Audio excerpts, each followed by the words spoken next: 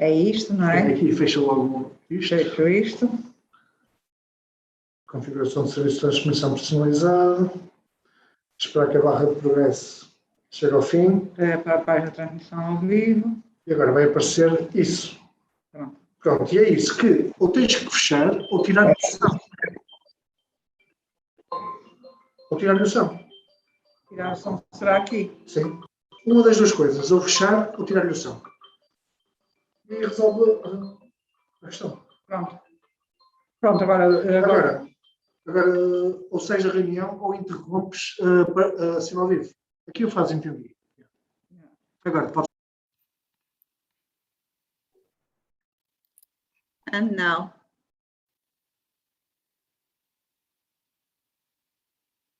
Okay.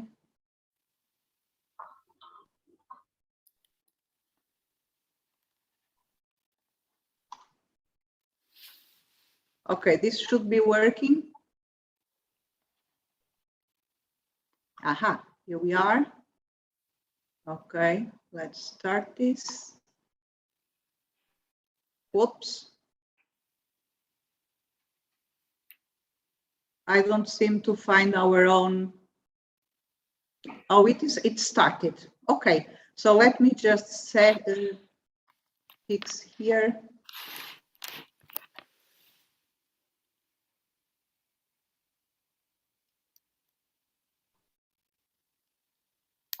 Okay, I will, let's see how it works. Okay, I think it's time to start. Can you hear me well? Yes? Yes. Okay, welcome everybody. It's a great pleasure to receive you here at this square table. And I hope we have a bit of fun together, talking about our own life and experience with Paulo Freire's work, and who knows, with Paulo Freire himself. I also welcome people that are online, and I hope you enjoy this session as much as we do. And so we will just start now. In principle, the idea is that we will have two rounds. The first one, people present themselves. The second one, people talk about their experience with Paulo Freire and his work. And let's see how this goes. Okay, so welcome everybody. I think we will start with Mareike. Okay. Thank you very much, Eunice. I will read because otherwise I get lost. So on the first place, and before I start to say something about myself, I would like to congratulate the Paulo Freire Institute of Portugal with its 20-year celebration. And those with whom I was working more closely in this institute, Professora Luísa Cortesão, Eunice Macedo, and Alexandra Carvalho. On the second place, I would like to thank two persons of this faculty, where the institute is situated, who were my teachers and accompanied me in my research on a very special way during the time I did my master's degree in Sciences of Education. And these people are Helena Costa Araújo and José Alberto Correia. So following now the instructions of Eunice Macedo, who am I, what I do, Freire's contribution to my life in context. First point, who I am and how I met Paulo Freire. Get that guidance. You can hear me? Yes? Okay. I am Mareike de Koning, I am Dutch, and I've been working in non-formal educational projects in an international movement of women called the Grail.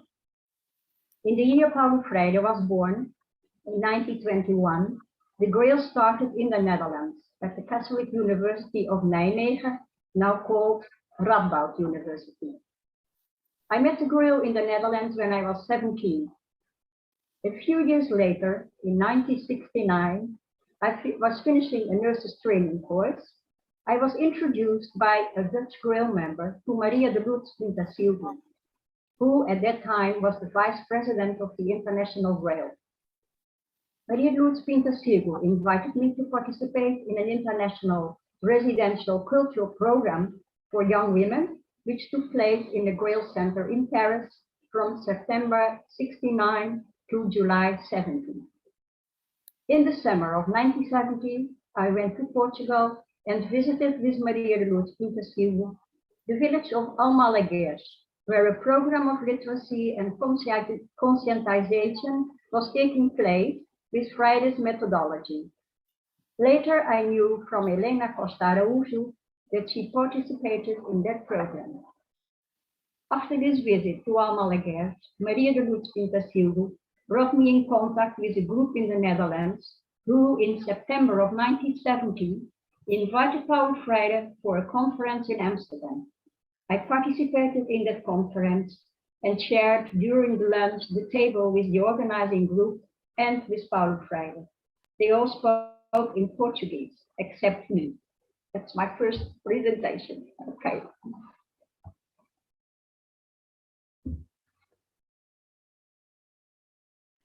Thank you very much, Mareike, for presenting yourself, and thank you also for referring to Instituto Paulo Freire of Portugal, that I forgot to mention. So thank you for being a good friend. And who comes next? Shall I? Your sound. Thank you. Okay, yes. that's Peter. Okay, thank you, Peter. Yes, I'm Peter Lavender. I'm a professor of education at the University of Wolverhampton in England. My whole career has been focused on adult learning,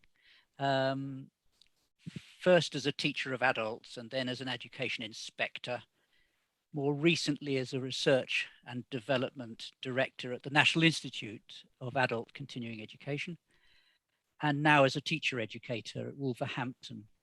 Well, what I should really admit is that as of last month, I'm now an emeritus professor of education, so not a real one anymore.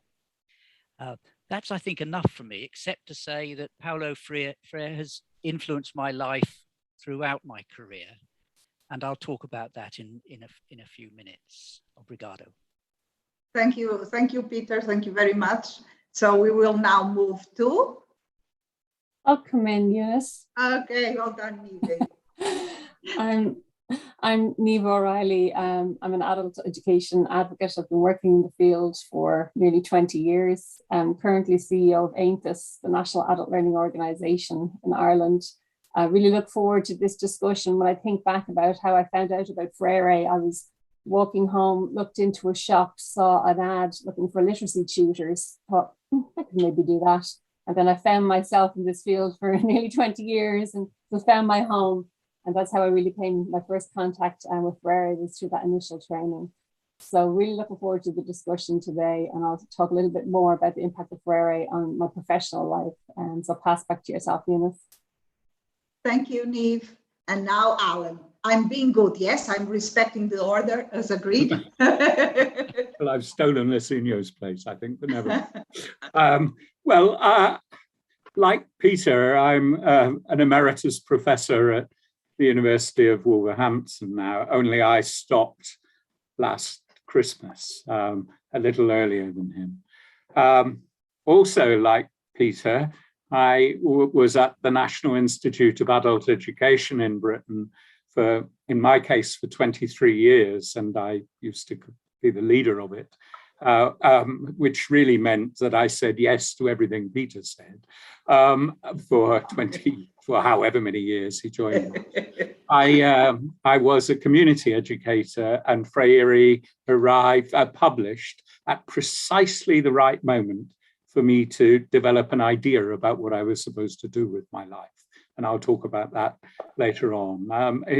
In between retiring from NIAS and going to Wolverhampton, I was the president of the International Council for Adult Education. And really, I suppose for 25 years, I've worked very closely with Latin American adult educators and with the sister Freire Institute in Sao Paulo. Very good. Thank you very much, and welcome as well, Alan. And who's next, Alan? Licinio. Licinio. Okay, thank you. Well, greetings. It's funny to speak with you in English. Okay, yes, it is. I think it's the very first time. Let us see. Well, greetings from Braga, Portugal, to all colleagues and participants. I am Licinio Lima. I was born in Porto. I work in Braga at the University of Minho exactly for the last 40 years. I'm a professor of education, and probably looking back I discovered that Freire was actually present in different ways throughout all my academic life since I was a university student until now. I first read Freire, some chapters of Pedagogy of the Oppressed and also of Education as a Practice of Freedom in 1976. I was a first year graduation student of graduation. The subject was philosophy of education, and that was my first contact with the Freire's words. And then I start doing some research even with as a graduation student in 1979 with some Swedish colleagues, and I discovered that Freire was spoken and studied and actually very much influential and probably better well known by the Swedes than from the Portuguese. It was astonishing, actually. And during the following decade, I started working with Freire in my research and educational projects concerning community education, popular education, participatory action research, things like that. Until 1991, when a friend coming from Brazil showed me a book just appearing in Brazil in 1991. It was the very first edition of Educação na Cidade, which was translated as Pedagogy of the City. And that was really a transformative moment for me because Freire was not anymore only engaged on adult education, literacy and popular education, etc. Actually, he was acting as Secretary of Education in São Paulo municipality. And this book was a group of interviews about that experience, discussing democratic school management, collegial bodies of participation, changing the school's face, it was the expression. And I was researching exactly those kind of things. My PhD was much concerned with democracy and education after the 25th of April revolution in Portugal. So this actually made a fantastic change for me because I started a program as a well-behaved student of reading all Freire work. I had a sabbatic year in 1997, 1998. Doing that, I wrote a book in Brazil afterwards about school organization and radical democratic governance, which was translated in Spanish, Catalan, etc. And I started really working in that direction, creating subjects, options in the master and PhD degrees, then working together with the colleagues in the creation of the Paulo Freire Institute of Portugal, etc. till now. That's all. Great. Thank you, Licínio. Well done. And next we have Camila. So greetings from Dublin in Ireland. I was already saying to Eunice earlier, it feels like a very Portugal-filled day because Ronaldo is in town in Dublin at the moment. So there's a lot of talk about that. So Is if I disappear, it's to go and watch the football now. Is the game on or finished already? No, it's yet to happen. Yet to happen. Okay. This evening. Okay. Keep a good energy, okay? So my name is Camilla. I currently work as a lecturer in the Department of Adult and Community Education in Maynooth University in Kildare in Ireland.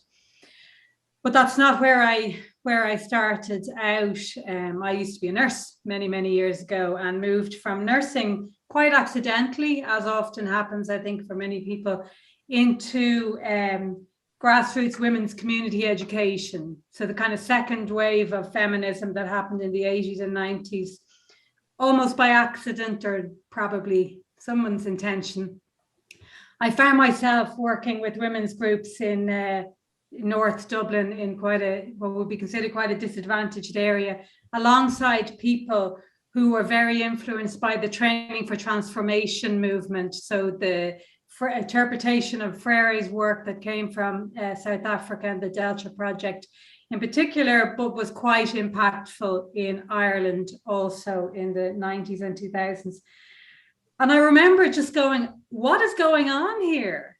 The first time I went into it, I was facilitating a group with somebody much more familiar with Freire's ways of working then.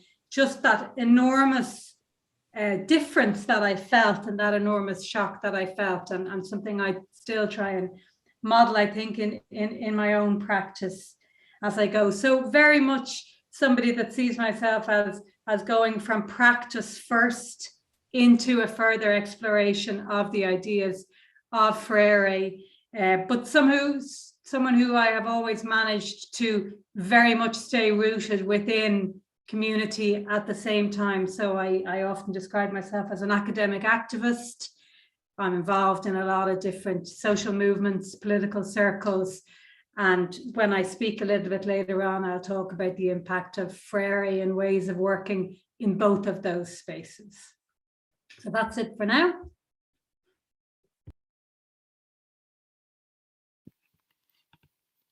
I did not learn yet to behave as a machine, so I always forget to turn my button on.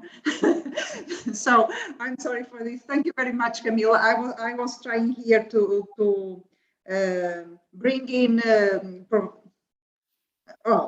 I don't need to bring you in because you're here. I got a message from Zé Pedro Mourinho saying that you, Alan, did not have access to the Zoom, but you are here now, so everything is okay. He also told me that now we have 29 people on YouTube.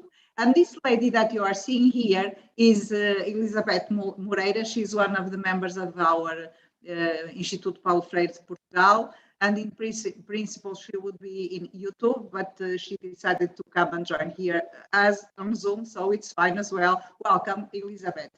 Okay, so after this presentation, who is missing now? Is it Nick? I think it's me. Okay. But I'm not missing, I'm here. You are here, yes, we can see you. And I hope you can hear as well. Yes, very well. So I'm fascinated and I feel very privileged to meet all these people here for the first time, and fascinated to hear the stories of their lives. And I feel a bit humble by comparison. I can say that in some parts of the UK, they describe me as a lazy boy. That means that I've escaped institutional life. And it's a very good corner to go around. But it doesn't mean to say that you stop work then, because you can still continue. In fact, even today, with my partner Jane, we did a launch of a book with a group of students at a university. Of course, on Zoom in these kind of days, because that's the days we live in. So a little bit about my history. My roots are in primary school, being a primary school teacher, and that was something I really loved. In the days in the 1970s when I started teaching, there were lots of things you could do, no national curricula, so there was a lot of freedom to explore what children were interested in doing and what made them spark. So that's what I like doing. And then of course life changed because I got invited to do this and that. So, but still working with primary schools as a local authority advisory staff, governing schools, and then getting into teacher education. And I would say that my experience has almost exclusively been working with children from and in schools from heterogeneous communities. So my work's always been complex because there's been so many different kinds of needs to meet and so many different stories to understand in the backgrounds of these children that I was working with. So this was something I was very excited to share with others when I went into the university sector as a teacher trainer. And I can say that I met Eunice on another little traveling I did, traveling in many ways, but we learned how to, I'd say, download Erasmus money, European money, to support projects of one kind or another. And I worked with a Hungarian colleague in particular, and I think we always had some European funds to work with and explore, again, with teachers all over Europe, really, what it's like to be a teacher in complex schools serving diverse populations. So I would say in the background of all of this work that I've been engaged in, the work of Paulo Freire has been there really since the 70s. But in the background, I'll say that, I haven't professed his theories or anything, except I must say in my doctoral studies some time ago now, he was a prime reference. And you'll see from the presentation I'll give shortly that how his work has impacted on my work, particularly methodologically, I would say. That's been his prime influence on me. So thank you again for the invitation, and I look forward to hearing everybody's presentations now because they sound to be fantastic. Yeah. Thank you, Eunice. Well, I trust that. That's why you were invited. You must make a very big and beautiful role here because you were invited because you are the stars today. So thank you, Nick, and thank you, everybody. Would you like to ask each other any question? Were you curious about a certain aspect of anybody else's story? Mareike, would you like to say something to us? Well, or are you ready? No, I was just happy to see that Camila also was a nurse before she went to this work. It's the same with me. So that's it. Yes, that's why I mentioned it. I heard you say yes. it, so I mentioned it myself. Very interesting, yeah. Yeah, Okay. so there are points of connection here. Yes, yeah, and the other things too, of course. Okay. Very much happen. Yeah.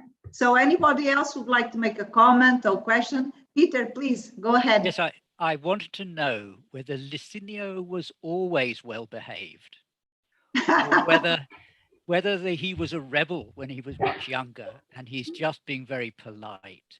Because I have a feeling that Paulo Freire's work touches all of us. He makes us all feel in touch with our rebel side. And I can't imagine Licinio was entirely well behaved when he was young. Well, Peter, before he replies, I don't know if it is very fair to ask him this in public because 30 people are listening. Anyway, let's see what he has to say. Go ahead, Lucy. Before he says anything, I can tell you he's not well behaved now. I teach with him in Würzburg, and I mean, he's wonderfully independently creative. Yeah. Yeah, sure. Well, I have no problems with it. No, I'm not well behaved in that particular sense. Even now that I am almost leaving the university. I never was, I never will be, but I was referring myself actually to the necessary discipline of a student when one wants to study an author as Freire with so many works, very complex work, not easy with sophisticated concepts and analytical categories actually. And I usually say that it is really a challenge to try studying Freire according to the suggestions Freire himself presented for the act of studying, which is a text he wrote in Chile in 1968, called exactly on or about the act of studying, where he says that we have to be disciplined. To study means to have some pleasure, but also is a very demanding task. We have to know how to do it. We have to have discipline, self-organization. We cannot pass a page without understanding it. Otherwise, we don't improve ourselves, etc. And so when I decided some years ago to go through almost all the Freire's works. It means a lot of work, a lot of discipline, taking notes, comparing, analyzing. So it was a very demanding task.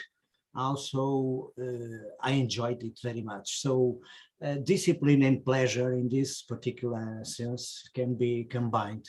In what concerns my educational activity, political social activity, I am not so disciplined, and I am more creative in various senses, as you can understand.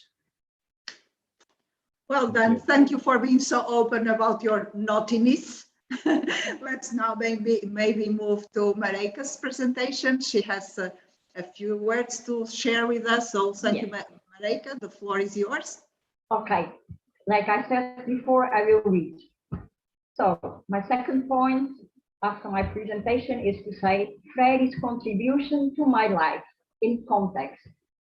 Engaging with Paulo Freire implies a constant journey, moving around on a nomadic way and going from words to action and from action to words. During my life, I've been working in several projects in the Grail in Portugal and in international Grail programs. I only will refer to context. The first one took place 50 years ago. The second context covered the last few years. After this, I will speak a bit about the context of my studies in educational sciences. So my first context is this. Approaching me to Freire was the Grail in Lisbon between 1701 and 973. The first experience was to work with a group of girls, high school students, between 15 and 17 years old, still in the time of the dictatorial regime. Central theme, the person whom I meet is no longer a stranger. A scene taken from a program for young people I participated in during the years 68-69 in the Grail in the Netherlands. During the process, we used group reflections on diverse themes, creative expression like drawing, painting, music, corporal expression, and movement. We also used the form of newspaper theater with the aim to address social political questions. In order to enter in contact with the real life of the people in the countryside, we organized work camps, one in a village, Almalagues, where the Grail was doing literacy work with Paulo Freire conscientization methodology. This was 50 years ago. Now the second context, I want to refer to what was shaped during the last years, so almost 50 years later. Very quickly, I want to refer to 3 projects I'm linked to. The first one, since 2018, I have been involved in an initiative of the International Grail, consisting in a survey on leadership in the Grail in 21 countries spread all over the world. I have been coordinating this reflection process entitled Leadership 2021, How to Move Forward in Our Second Grail Century. By the way, we have had our 100th year celebration just last week. This process was also on Zoom, of course. This process was proposed in the International General Assembly of the Grail in 2017, based on the conviction that learning more about styles of leadership might be useful as we move into the future. The most common response was that, if possible, that there should be shared leadership where all are valued and can contribute. By the way, I'm not going to speak about this, but we have had some projects of leadership also at the university where this process now is running. But that I can't speak about everything. So the persons who evaluated the responses received from the women concluded the evaluation with the following words while referring to Paulo Freire. So the person who analyzed the responses. I'd like to finish with a few quick thoughts about the role of the animator or leader in a Freire model. Dialogue is essential, and leaders must take the space for this and draw insights from it, so there is an authentic participation. And we'll just cut a bit, and then further on she said, We need to think critically, identify problems, and find new solutions. The cycle to achieve change is one of action and reflection. It is the spiral of act, look, think, plan, and act. So that was my first project in this second context. Now the second one, since last October, I'm participating with some other GRIL members in Portugal in a project called Making the Memory of the GRIL, which consists in the classification and indexing of documentation that is in electronic format with the support of a professional in documentary sciences. With this project, our aim is to preserve the history of the GRIL movement, to allow GRIL and non-GRIL people to have access to an organized documentation and to make the history of the GRIL known to the next generations. And the third project I'm linked to now is since 2019, GRIL women in the Netherlands and other countries have been preparing the start of an international GRIL chair entitled Where 100 years ago the GRIL started. I am part of the international team whose task is to bring the potential to life for all the people in the GRIL. The general objectives are to remember and learn from the fascinating, rich and diverse first century of our international GRIL movement. Second, to care for a second century for our movement through study, research and advocacy, and to empower women and children through education and research to transform the world, thereby being true to our GRIL dream. So in the middle of these two contexts, in the beginning and the end, now this time, there is a third one of research and study. I want to share some thoughts about the meaning of having met Paulo Freire. The contact with the ideas of Paulo Freire challenged me in 1973 to do a study in social pedagogics and theory of adult education in the Netherlands. This course made me write in Dutch at the end of the first 3 years, in 1976, a text entitled Paulo Freire and the Portuguese Revolution. And at the end of the course in 1981, the dissertation with the title Feminism at the Northern Portuguese Countryside, on the Way of a Women's Movement, subtitle, Description and Analysis of the Beginning Liberation Process. Freire's Pedagogy of the Oppressed and Cultural Action for Freedom were fundamental on the bibliography list, as well as the method Paulo Freire, a strategy for conscious raising of the Dutch researcher Riet Hamman Poldermans. 20 years later, in 2001, I finished at his faculty in Porto a master's degree in educational sciences. The thesis I wrote in Portuguese was published by the editor of Afrontamentum in 2006 with the title Emerging Places of the Woman Subject, Journey with Paulo Freire and Maria de Lourdes Pinta Silva. Now I say it in Portuguese. Lugares emergentes do sujeito mulher, viagem com Paulo Freire and Maria de Lourdes Pinta Silva. I just want to emphasize two projects I described and analyzed in this study. One was a project of social cultural animation with women in rural areas of the north and center of Portugal.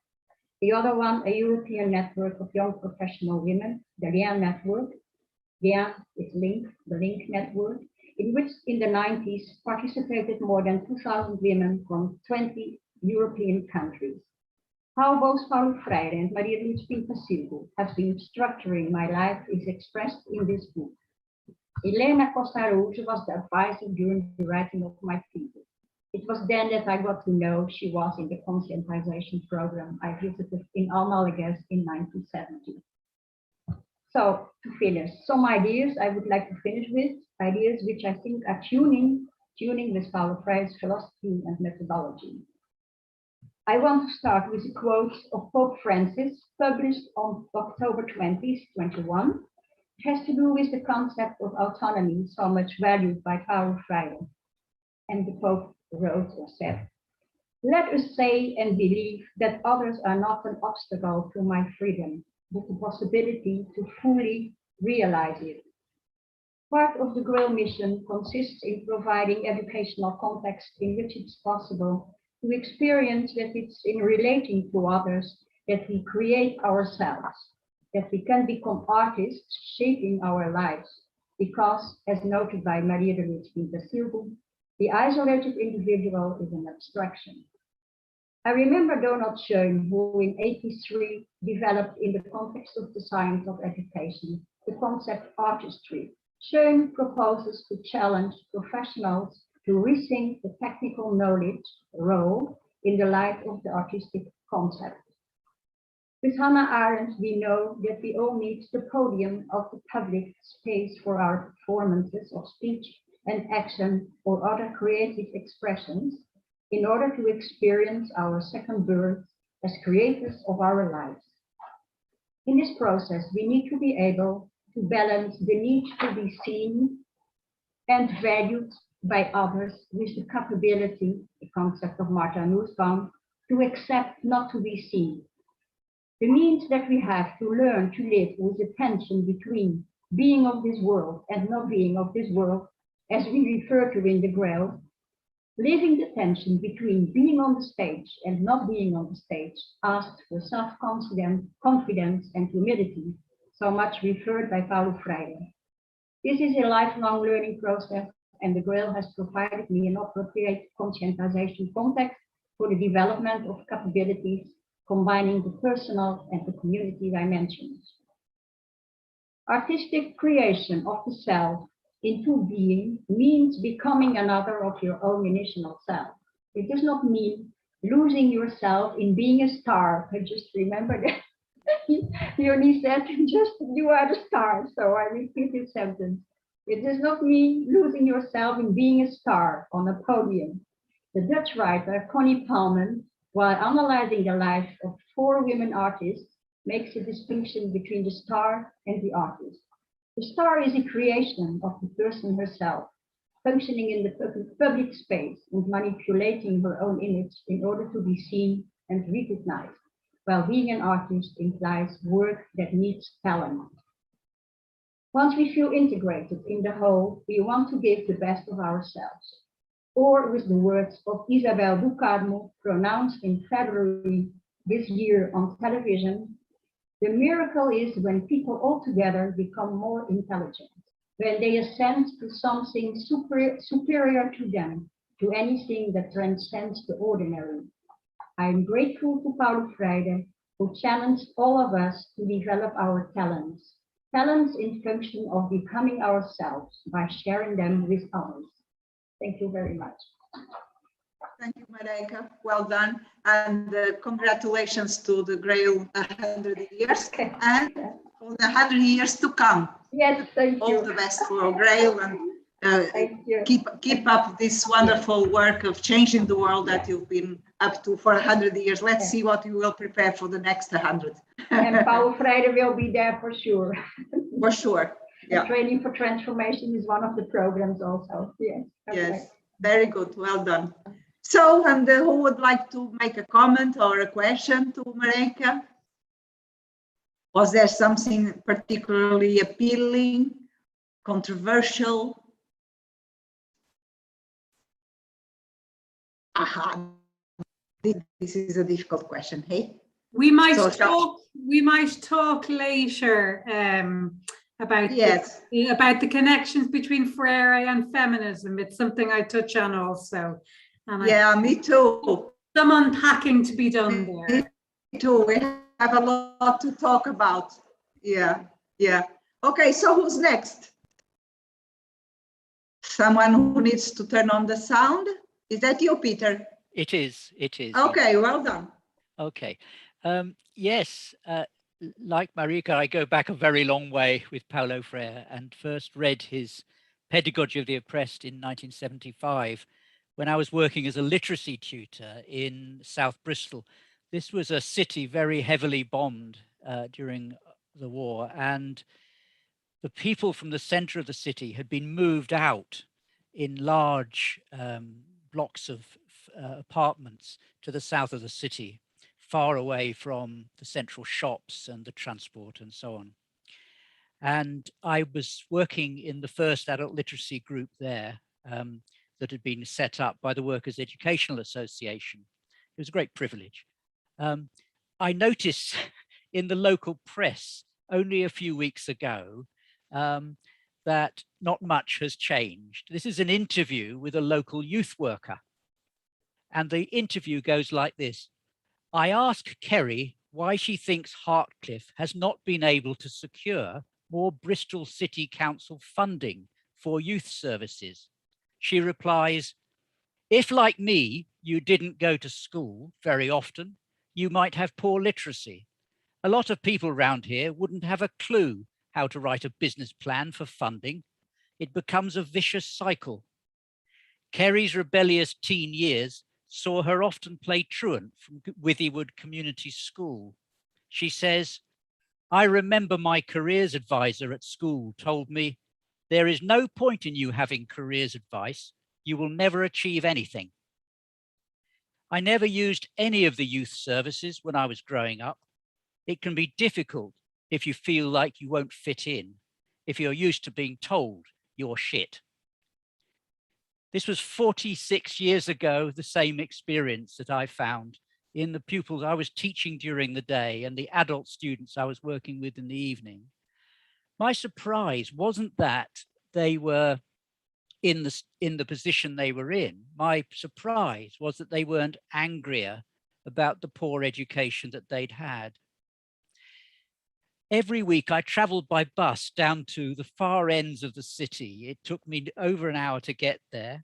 I took my books and my materials in a large suitcase.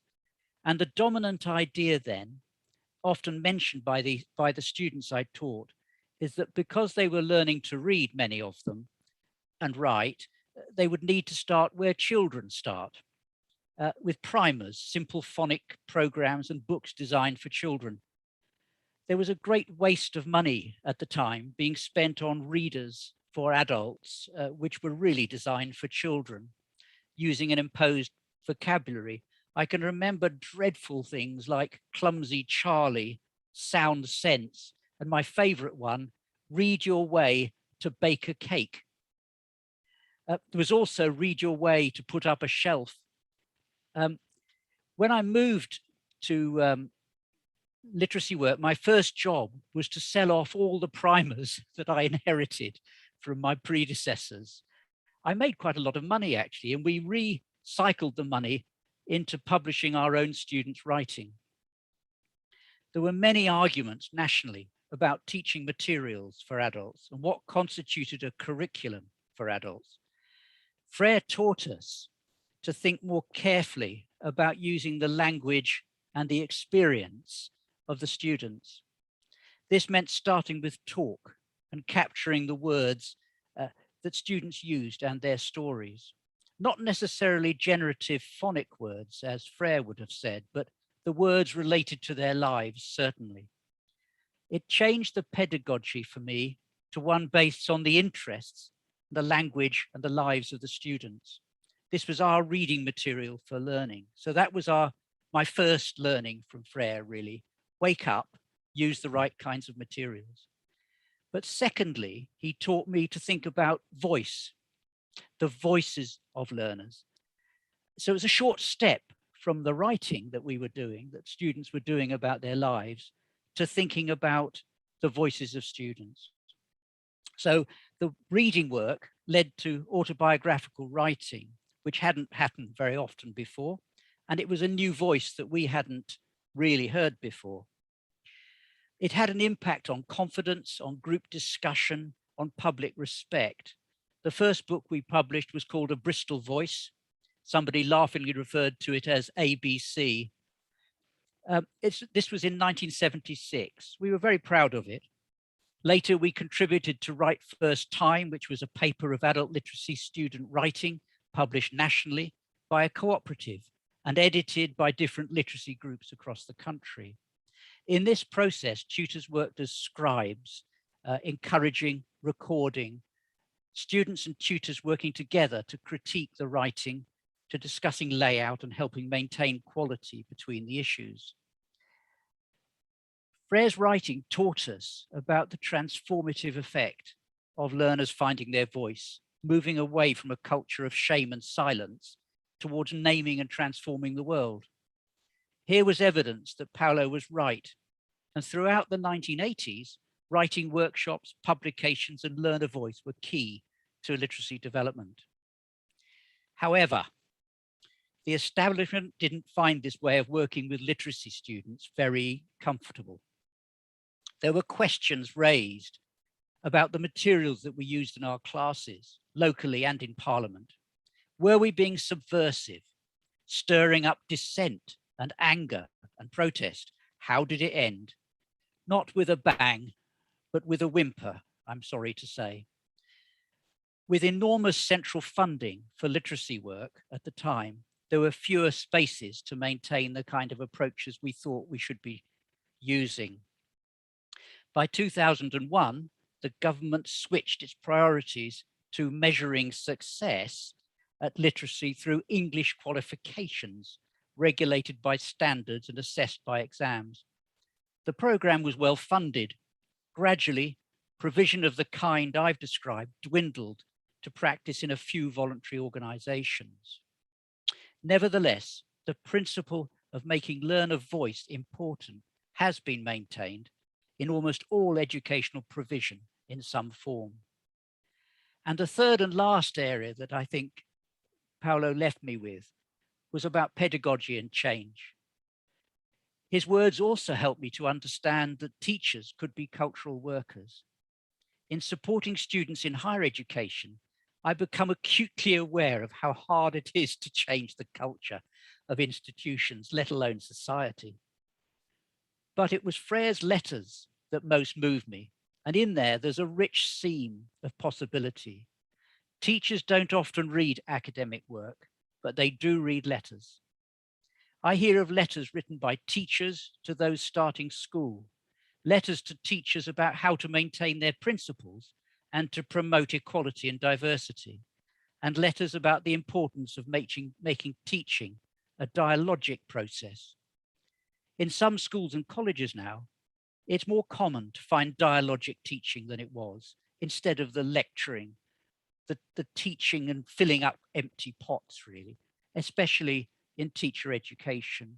And Freire's work, where he talks about the kind of banking concept of education being moribund and defunct, is absolutely true. But I want to give two examples here to cheer myself up, really. The first is in a college for adults and young people where I live. There's a system of teacher development based on researching your own practice. It involves peer review and assessment for everyone. A whole day is given over on a regular basis to observing one another teach, testing out experimental and risky teaching methods, sharing feedback in a non-hierarchical way. Morale has been uplifted, as well as the quality of teaching, and students find it intriguing too. They're asked for their feedback much more often as a result. Such peer feedback is commonplace in some institutions in the UK, but not all. I see this process as a natural result of a dialogic approach. The results are much better than former systems of quality improvement when it comes to teaching adults and young people. My second example comes from teacher education for primary school teachers and is the topic of a research project run by one of my students. Teachers are testing out dialogic teaching through a program called Philosophy for Children, which involves children discussing topics like, is life always in our control? When is it right to be selfless? And terrorism, who or what is this violence and hatred targeted towards? These are big questions, as you can see, and brave ones for a primary school to be taking on. But the children tackle them with enthusiasm and gusto, expressing their views and opinions, and importantly, using their everyday life experiences to draw upon in their discussions. The teachers devote whole lessons to inquiries like these, which are started when students work together to vote on which topic they want to discuss. The teachers are committed to developing children's ability to listen to each other respectfully and to articulate their own ideas. These themes are not covered in the national curriculum, but teachers feel that they would be doing the children a disservice if they didn't talk about them. One teacher said that it allows them to explore concepts that are difficult and untouchable, even using other approaches to teach to learning. I recognize that when students learn to debate well the topics of concern to them, they're making their own voices stronger, more challenging, and more confident. My only concern privately is that as they grow older, will other teachers value this way of learning too? It remains to be seen. I'm confident that if teacher educators work hard at helping new teachers to understand the power of dialogic teaching, there is hope.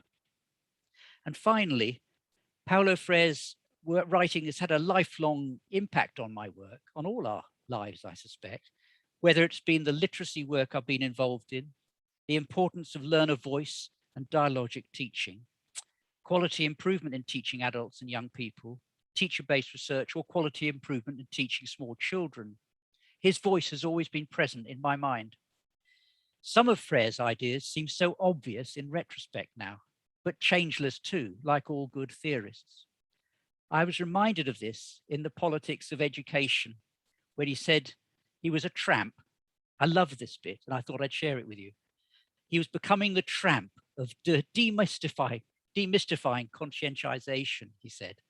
In playing the part of this vagrant, I've also been learning how important the obvious becomes as the object of our critical reflection. And by looking deeply into it, I've discovered that the obvious is not always as obvious as it appears. For me, critically reflecting on the obvious is what Paulo Freire does best. He's a great critical theorist. It's a good lesson for life, I think, reflecting on what others think to be obvious. Without Freire's work on the political character of education, always intriguing, but never neutral, I know I wouldn't be where I am now. Obrigado. So your Portuguese much improved. Well done, Peter. Such interesting life experience in with teaching young people and working with adults in a Freirean way and reinventing his work and philosophical proposal. Thank you so much. So, any questions for Peter? Any comments that you would like to make?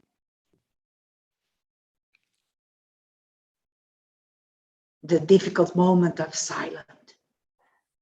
Eunice, I'm going to go next, and I think it really links into what Peter was saying. So it's probably, I don't know, well questions or comments. So I think I'll just, I think you heard a firework go off there in the background here, a celebration for 100 years. That was just fantastic. It was actually just such a pleasure listening to America and Peter there. So I was just thinking about my own experience with the work of Freire, and I suppose it's always been in the background. And I think it was probably reignited, I suppose, during IALA. In 2007, I attended the International Academy for Lifelong Learning Advocacy, which is spearheaded by the International Council of Adult Education, of which Alan was the president. And I think because it was based in South America, it was like I got this other insight that I never knew, and an understanding that was so deep and kind of undeniable, because I'll hold my hand up. When I read Freire first, it just didn't really appeal.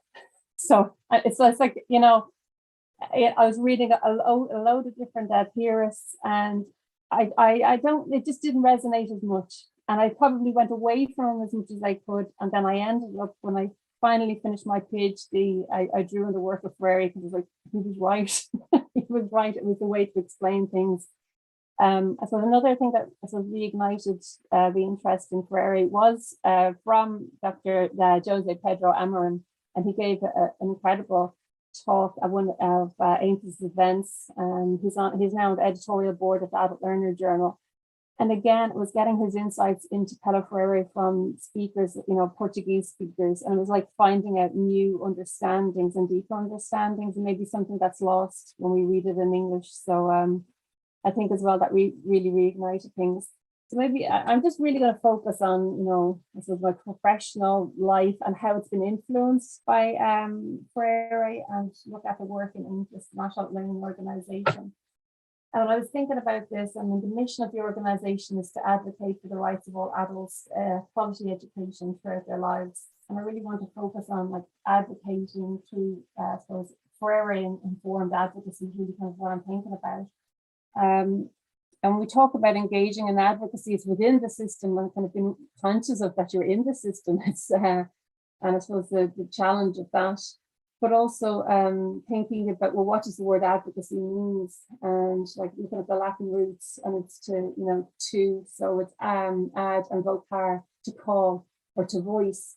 And thinking about voice and advocacy, whose voice, who's at the table, and how do you advocate? And I think really the work of Freire has permeated the work of AIMPAS, probably from our experience of, you know, learning, and particularly in Maynooth University, as it's so strong there.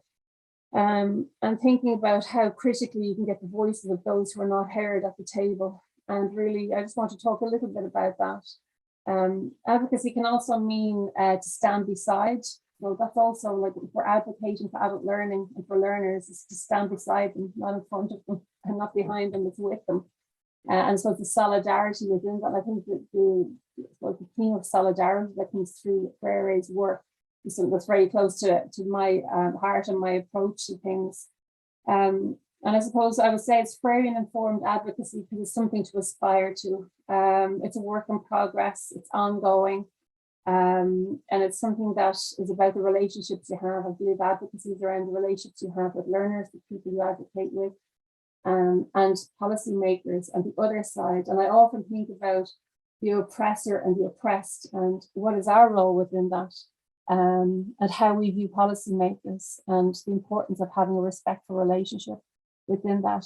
But maybe just to focus on, I suppose, Peter was talking about in terms of student and learner voice. And I suppose the question that I always have is, how do we empower those who are the focus of policy, those who are unheard, those who don't have the seat at the table, those who are not in the powerful positions that we are in? How can we empower them to be in those spaces and for it to be meaningful, to bring their lived experience? So that's really in a meaningful way, that's authentic. And then looking at the concept of transformative learner voice, which very much draws on the work of Paulo Freire. I'll talk a little bit about that. In terms of the process of engaging with learner voices and building their capacity, in AIMPAS we have a Learners as Leaders program, which is about supporting learners to be able to become advocates if they want. Some learners are now on the board of AIMPAS, and they've taken up different leadership positions. But I especially want to focus on a project, the National FET Learner Forum. And Peter is actually on the academic advisory group for that. And I was introduced to Peter by Alan. And one of the reasons that we needed Peter's support is that qualitative research, learner voice, doesn't cut it in influence and policy. It just wasn't, it was anecdotal, it wasn't good enough. And actually having the support of people who are coming from the same perspective in the lifelong learning family, to be able to create methodologies that are robust, that can influence policy, that hold on to that Freirean approach, that dialogue is at the heart, was something that was the most challenging project that we've done since 2016, but it is where it is through the support of Peter and others as well. So what this is that AIMPAS engages with learners across Ireland. Last year was 2,000 learners to find out how they're experiencing further education and training, what's good, what needs to improve. And when this started off, it was a qualitative research project, and now it's mixed methods. It started off in a very small, it was like 70 learners. But over the course of the period of how it has grown, holding on to that qualitative perspective of enabling and empowering learners to share their experience was something that we tried to stay true to. That methodology was a challenge, again, in terms of being able to be true to what learners are saying, and to be able to create change in terms of practice at a local level and a national level. So this is one of the largest learner voice projects in Europe. So I suppose in that sense, it has grown. And over that time, we create different reports that influence practice at like the institutional level and at national level, create spaces for learners to be able to engage with policymakers, to be able to engage with ministers for education, be able to speak directly to them. But over the period of time, what we learned most was actually it's the process. And again, it's not the product, it's the process of this work. It wasn't about creating reports to influence policy that was the most powerful. Last year, we created a booklet of 10 learners who were involved in the forum over that period of time. And when they spoke about it and their experience was having those deep facilitated discussions was very empowering, built their confidence and their agency. They were then able to take up leadership positions at local level. And one learner, Liam Shortall, he said, the word voice is quite striking. It's not for nothing that it's called learner voice. Everyone's voice is as important as everyone else's. And I think that for so many people, for various reasons, their voice has been, and it still is muted over the years. Education can be a route away from that muted voice. Knowing that learners are listened to and that they have an input in their own education is so important. I mean, he can put it more eloquently than ever I could, but it was really about the process. And I think when we try to understand, what is success in education, what counts, of having that, the quantitative perspective doesn't get to that as a deep understanding. People being able to give their opinion, and often, 75% of the learners who engage with, it's the first time they've ever been asked their view of the learning situation. Another learner, Noel Hanrahan, he said, I felt valued, I felt listened to in most of my life, but it hasn't necessarily been the case, so this was just great. And another learner, Neve Beckton, said, my world expanded.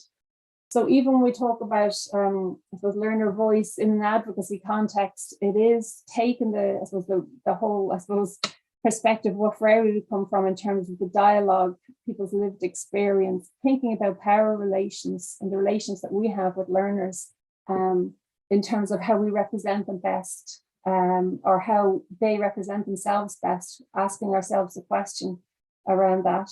So that, project is absolutely been informed by Paulo Freire. Whatever we take a step back and look at it, it really has all, his perspectives at the heart of it.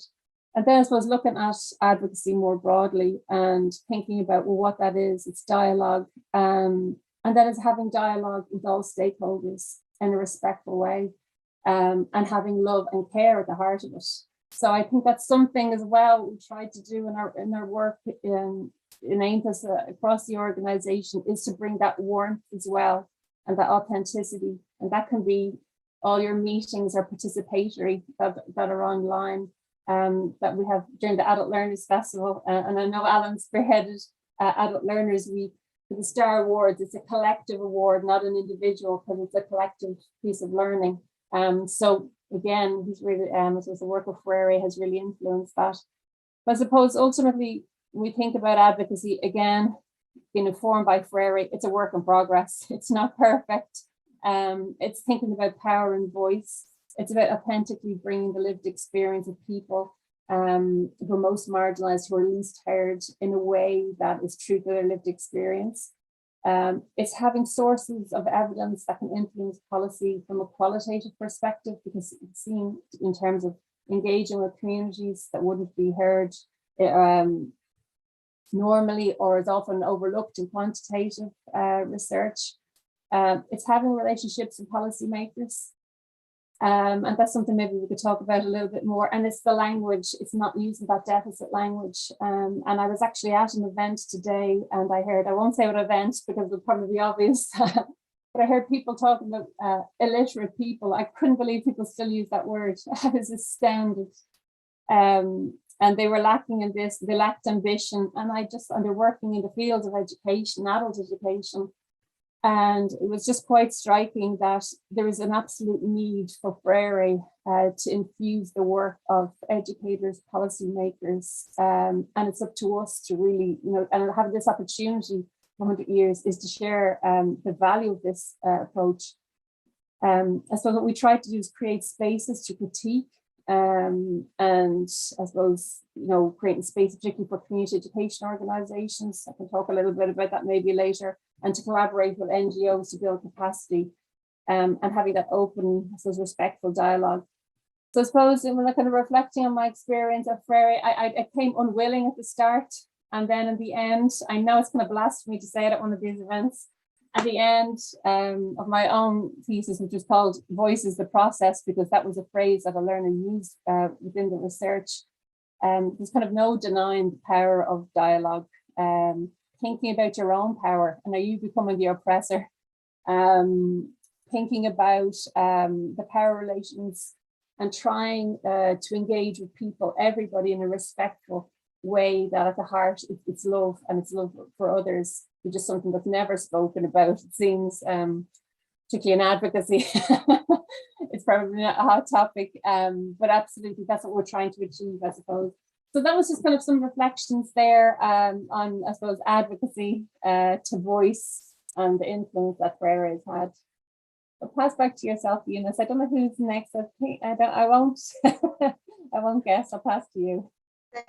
Thank you, Niamh, for such an interesting reflection. I'm quite curious about this idea of dialogue with the policymakers, because my feeling is that we research, we work with people, we promote change in our environments, and then we make policy briefs.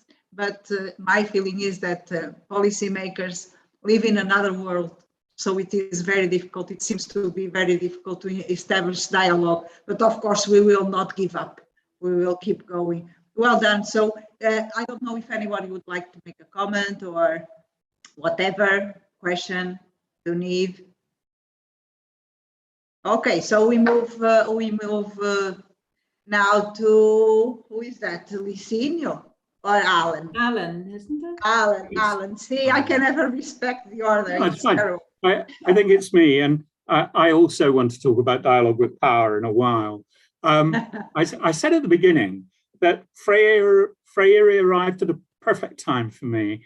I'd been appointed, knowing almost nothing about it, to a job coordinating an adult education centre run by its members in Brighton, in an area which had both affluence and really quite extreme poverty.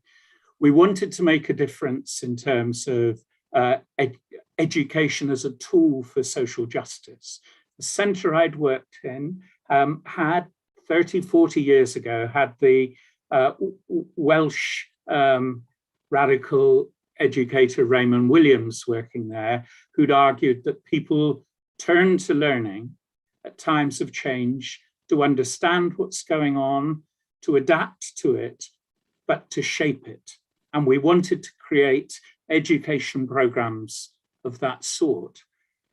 Well, then, just as we were beginning to respond to the demands of people in local communities, we'd been in a series of outreach meetings, exploring what is it that the communities who didn't turn up in education wanted to do. And we found that people who had the courage, who were determined, were coming through the gate in order to learn how to read and write. Well, like Peter, I was involved at the very beginning of a national campaign for reading and writing in Britain, and it was one fundamentally in rejection of the way it had been done before. People who talked about people with vulnerable minds, with people who were in one way or another to blame for their own for their own lack of reading.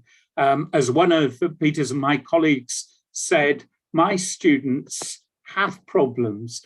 They are not problems in themselves. The problem is, what kind of systems have we got? What kind of strategies do we have that reveal the experiences that they've had? And of course, what Freire offered us was a very clear view that education is never neutral, that in the struggle between the powerful and the powerless, if you say you're neutral, you're siding with the powerful. That kind of an analysis was an initial help to the politics.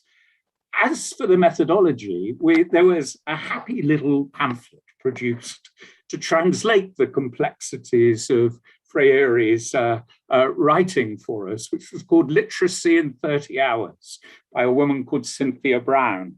It was clear to us English doesn't have a syllabically regular system. So you couldn't use generative words in quite the same way that Freire had, but that at the heart of that, the analysis of which words to use at the core of your dialogue with learners, we took from that, I took from it, the view that powerful words were the issue of words people felt strongly about. We produced worksheets out of the conversations we had with students, and the technical stuff flowed from the debates that were generated by that. But when you create a radical and dynamic education program, it unsettles other people. We had a Conservative member of Parliament, the right-wing member of Parliament where I worked, and he called for 3 government inquiries into our literacy program, because within a very short period of the start of literacy, we were, Peter and I, seen as national experts. I've been skeptical of experts my whole life since if I was an expert, they weren't worth having. However, we were running full-time courses for people emerging who needed really substantial second chance opportunities. Anyway, there were 3 government inquiries. Man went on the television and said, these people are teaching people with vulnerable minds. They put up slides on the television saying suppressed, oppressed, repressed. We were trying to show for the endings of words in a systematic way, and suggesting that somehow we were teaching people who weren't able to speak for themselves. Well, I had a student, he was the second person I ever taught reading and writing to myself, who went on the television too. He said, I'm not reading Bleeding Andy Pandy, that's a racing certainty. I want to read things. He said, he was actually a very interesting man. He'd worked on the creation of the Underground in London. The man next to him had his back broken in a rock fall. He thought, if that happened to me, I couldn't look after my family. I'm very highly paid, but I'd have no future. And I better learn to read and write. He's run a company, had a family. He said, I'd voted Conservative up to now. He said, and I will not have you tell me that I have a vulnerable mind. And of course, his voice and that of other learners, much less confident initially in explaining their voice, meant that we didn't just roll over and give up. 3 months later, the government made decisions about our materials and said not only were they not biased, the attack on us, but they were the best materials there were, and then they published them. So we felt very pleased and spread, of course, what we were trying to do, because it wasn't just a literacy program. So around second wave feminism, there was an explosion of women in archaeology, women in history, where great women's conferences that would arrive asking for one room of 30 people and take over the entire place and make us, I ran the creche. And the dynamic of course, you started in adult education and it leaks very quickly into higher education, and people forget that sort of generative energy of the community as an activity. I went on, they decided they wanted to close down funding for all adult education. So we ran a week-long day and night teaching in order to fight for the right to learn for people. And the television and the radio, very little happens in the middle of the night. We had 28 visits from the national programs in the week. At the beginning of the week, the leader of the council said, people don't want to pay for tap dancing on the local taxes. At the end of the week, he said he'd been badly advised. And what I learned in the advocacy way that Niamh was talking about was that there's something about making our work less private, that in the dialogue with our learners, there's also a dialogue to have with people who haven't walked through the gate and who would if they understood and heard the experience of the people who have. So much of my working life, I tried to find avenues to celebrate existing learners as a way, firstly, of encouraging other people to join in, but secondly, as a tool of critique of the easy conclusions politicians will make about who is a learner and who isn't. And so, Eunice, for your skepticism about politicians, of course, you're right. You start every day, you get up and say, and adults. And that's also part of the action and reflection task of a general educator that Freire asked for. The second area of work I wanted to refer to, I went to London at a time when London's local government was very radical and very oppositional to central government. There's a very large power station, Battersea Power Station, which closed down.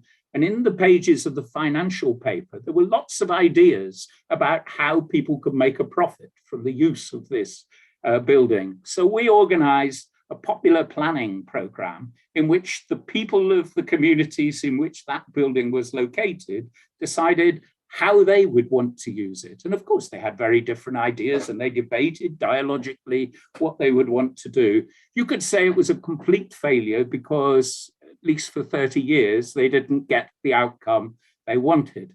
We ran another one.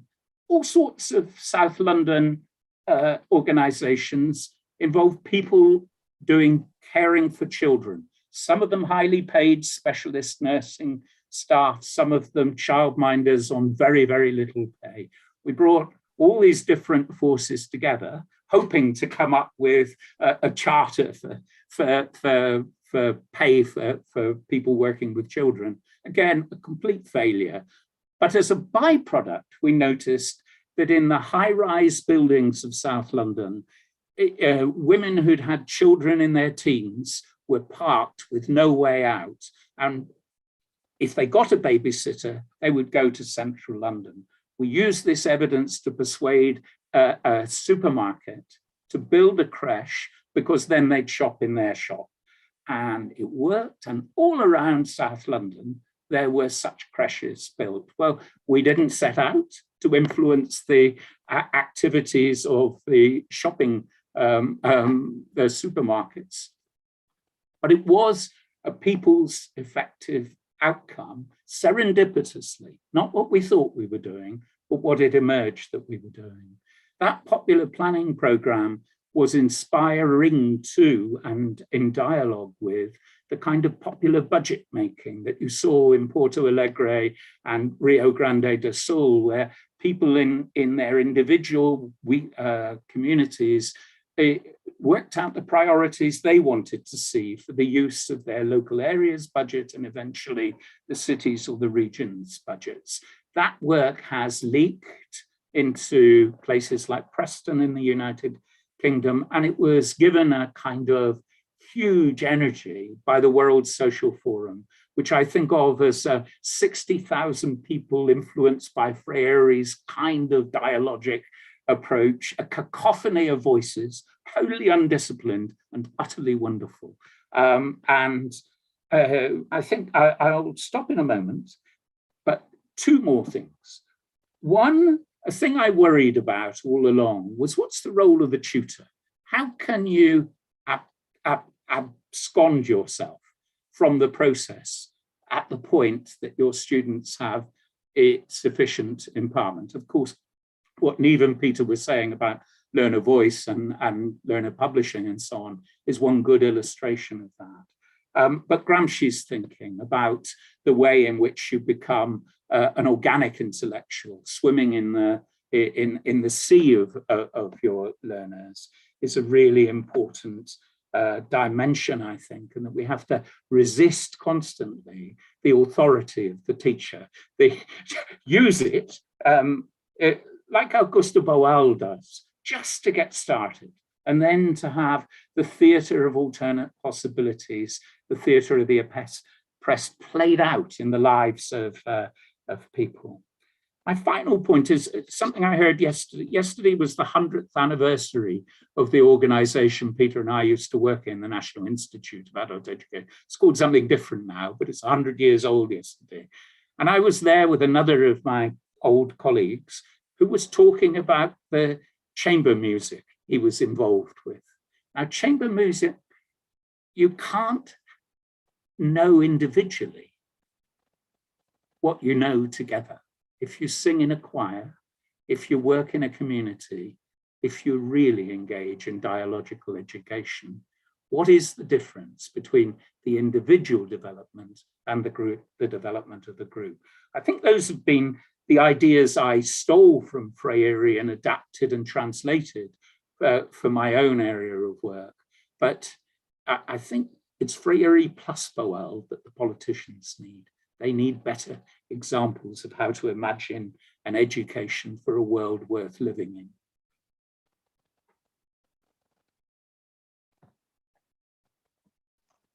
Thank you very much, Alan, for such an interesting presentation as well. Of course, you brought up so many ideas, so relevant inputs. I was particularly interested about a concept, an idea you were using about the I even wrote it down, generative energy of the community. I find this a very beautiful expression to talk about the power we have when we are working together, and this idea of participation as well, that in bringing up your own projects, this is so important in our lives and in the lives of people we work with. Another little comment, just the idea that you stole from Freire, you're a real Freirean, because that's what he would like to see, I think.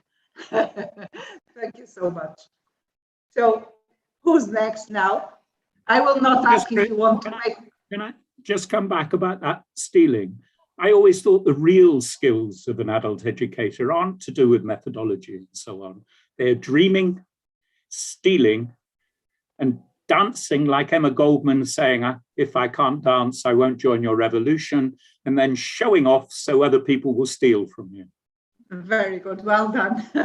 What a wonderful way to pass the word to the next guest. So who's next? Is that Ulysses? I think so.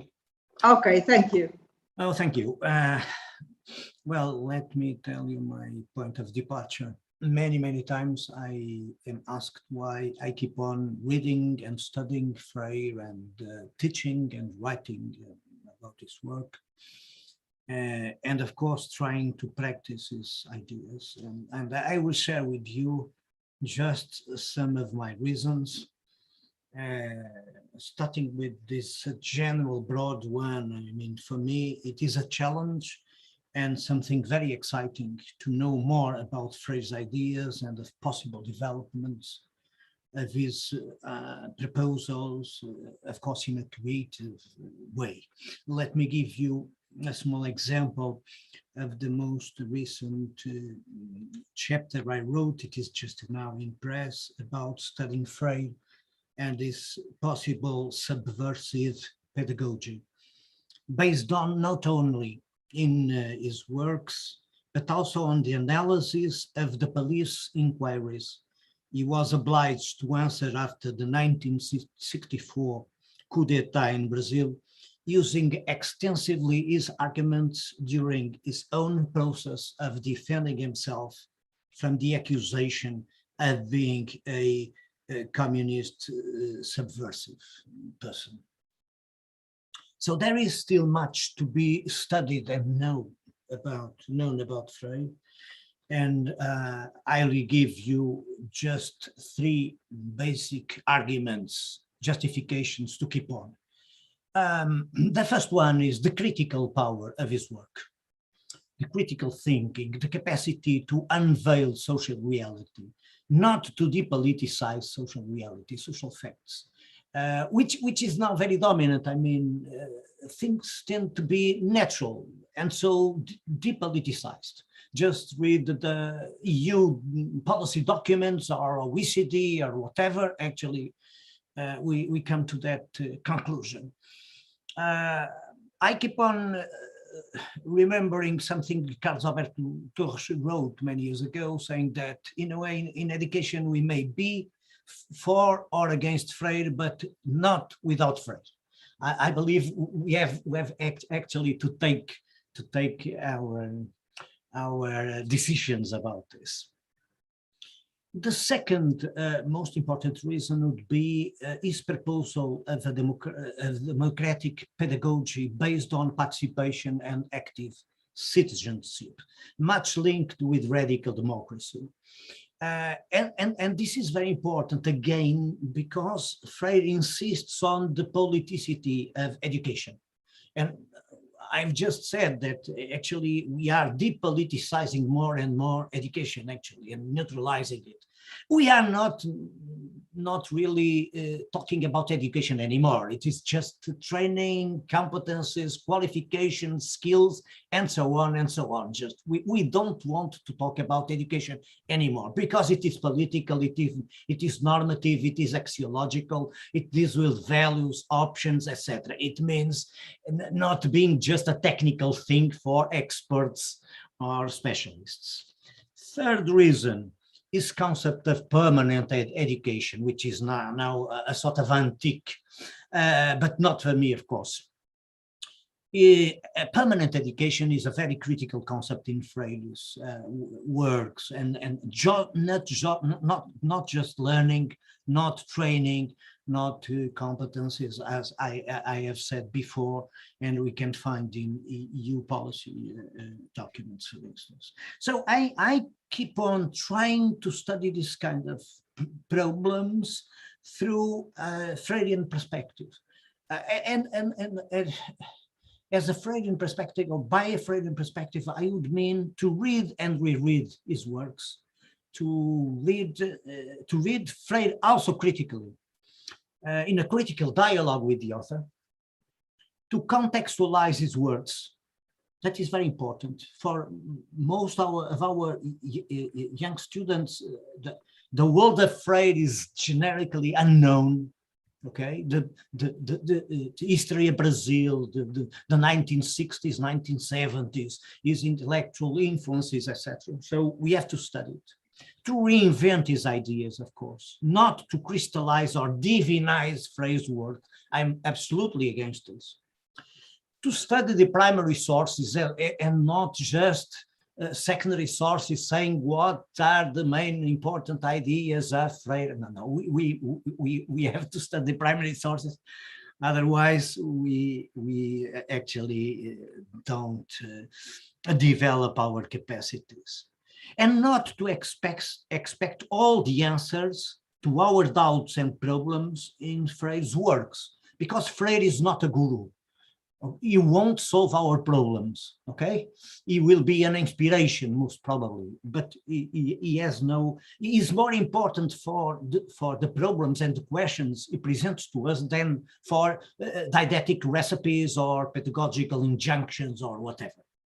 And the last one, to make use of the analytical categories proposed by Freire. I think there is much to be done in this aspect. Because actually, if we remember, and we all know this, liberation, freedom, equality, critical thinking, conscientization, development, not just modernization, communication, not extension, participation as true participation, that means interference,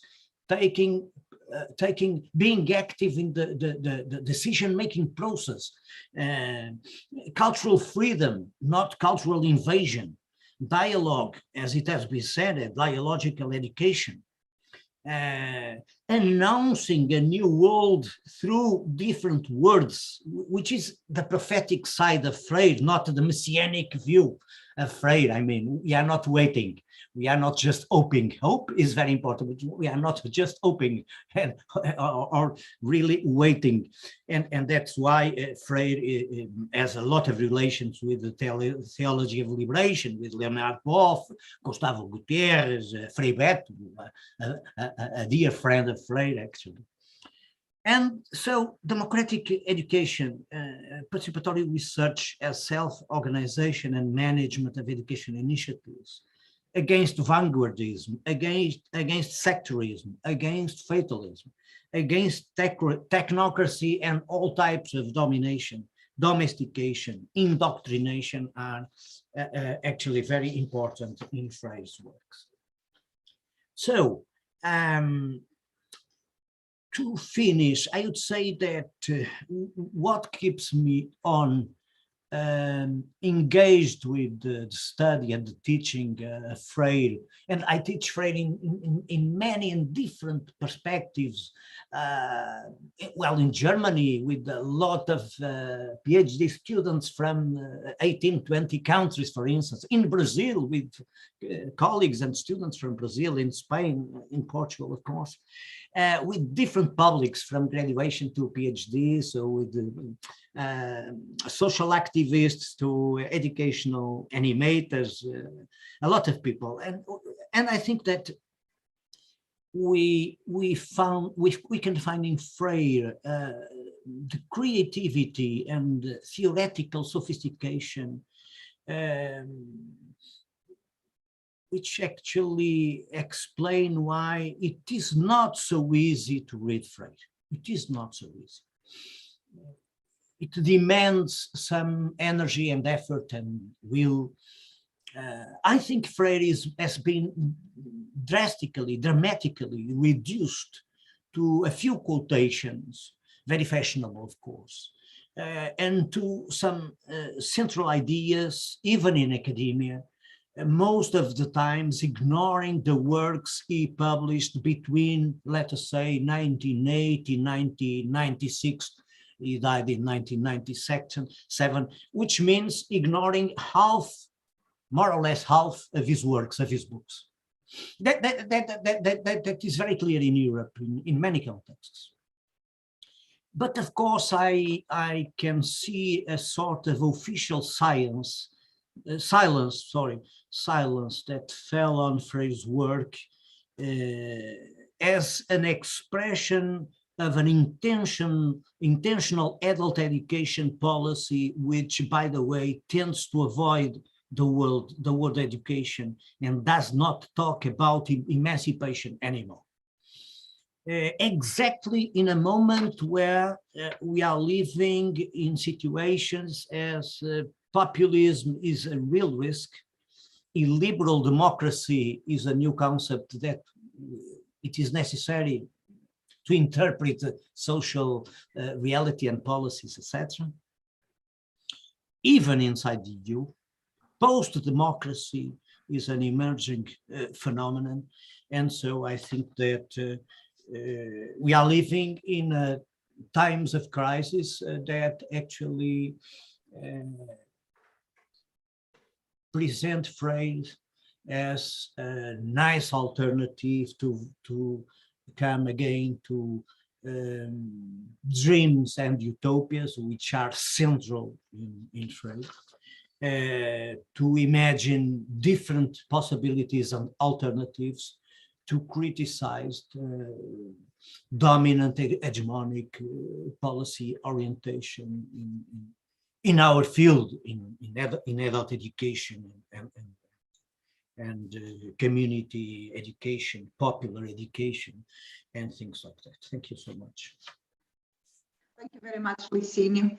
And thank you for reminding us that Paulo Freire is much more than we know, and for claiming the room for education in our language, instead of other much less significant words.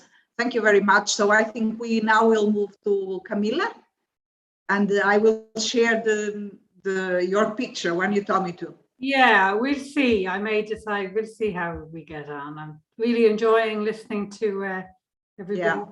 I think there are certainly points of connection and perhaps points of difference as well, which will be interesting to explore. So I guess I'm going to transgress somewhat.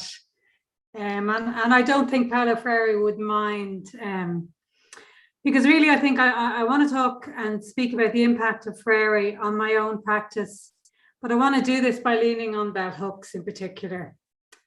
She describes Freire as one of the thinkers whose work gave me a language, and I guess I feel that's very much the relationship that I would have with Freire's work, which is very personal at times, very deep, and really has impacted pretty much every aspect of my life. I think being a Freirean educator really is probably the biggest part of my identity that I hold.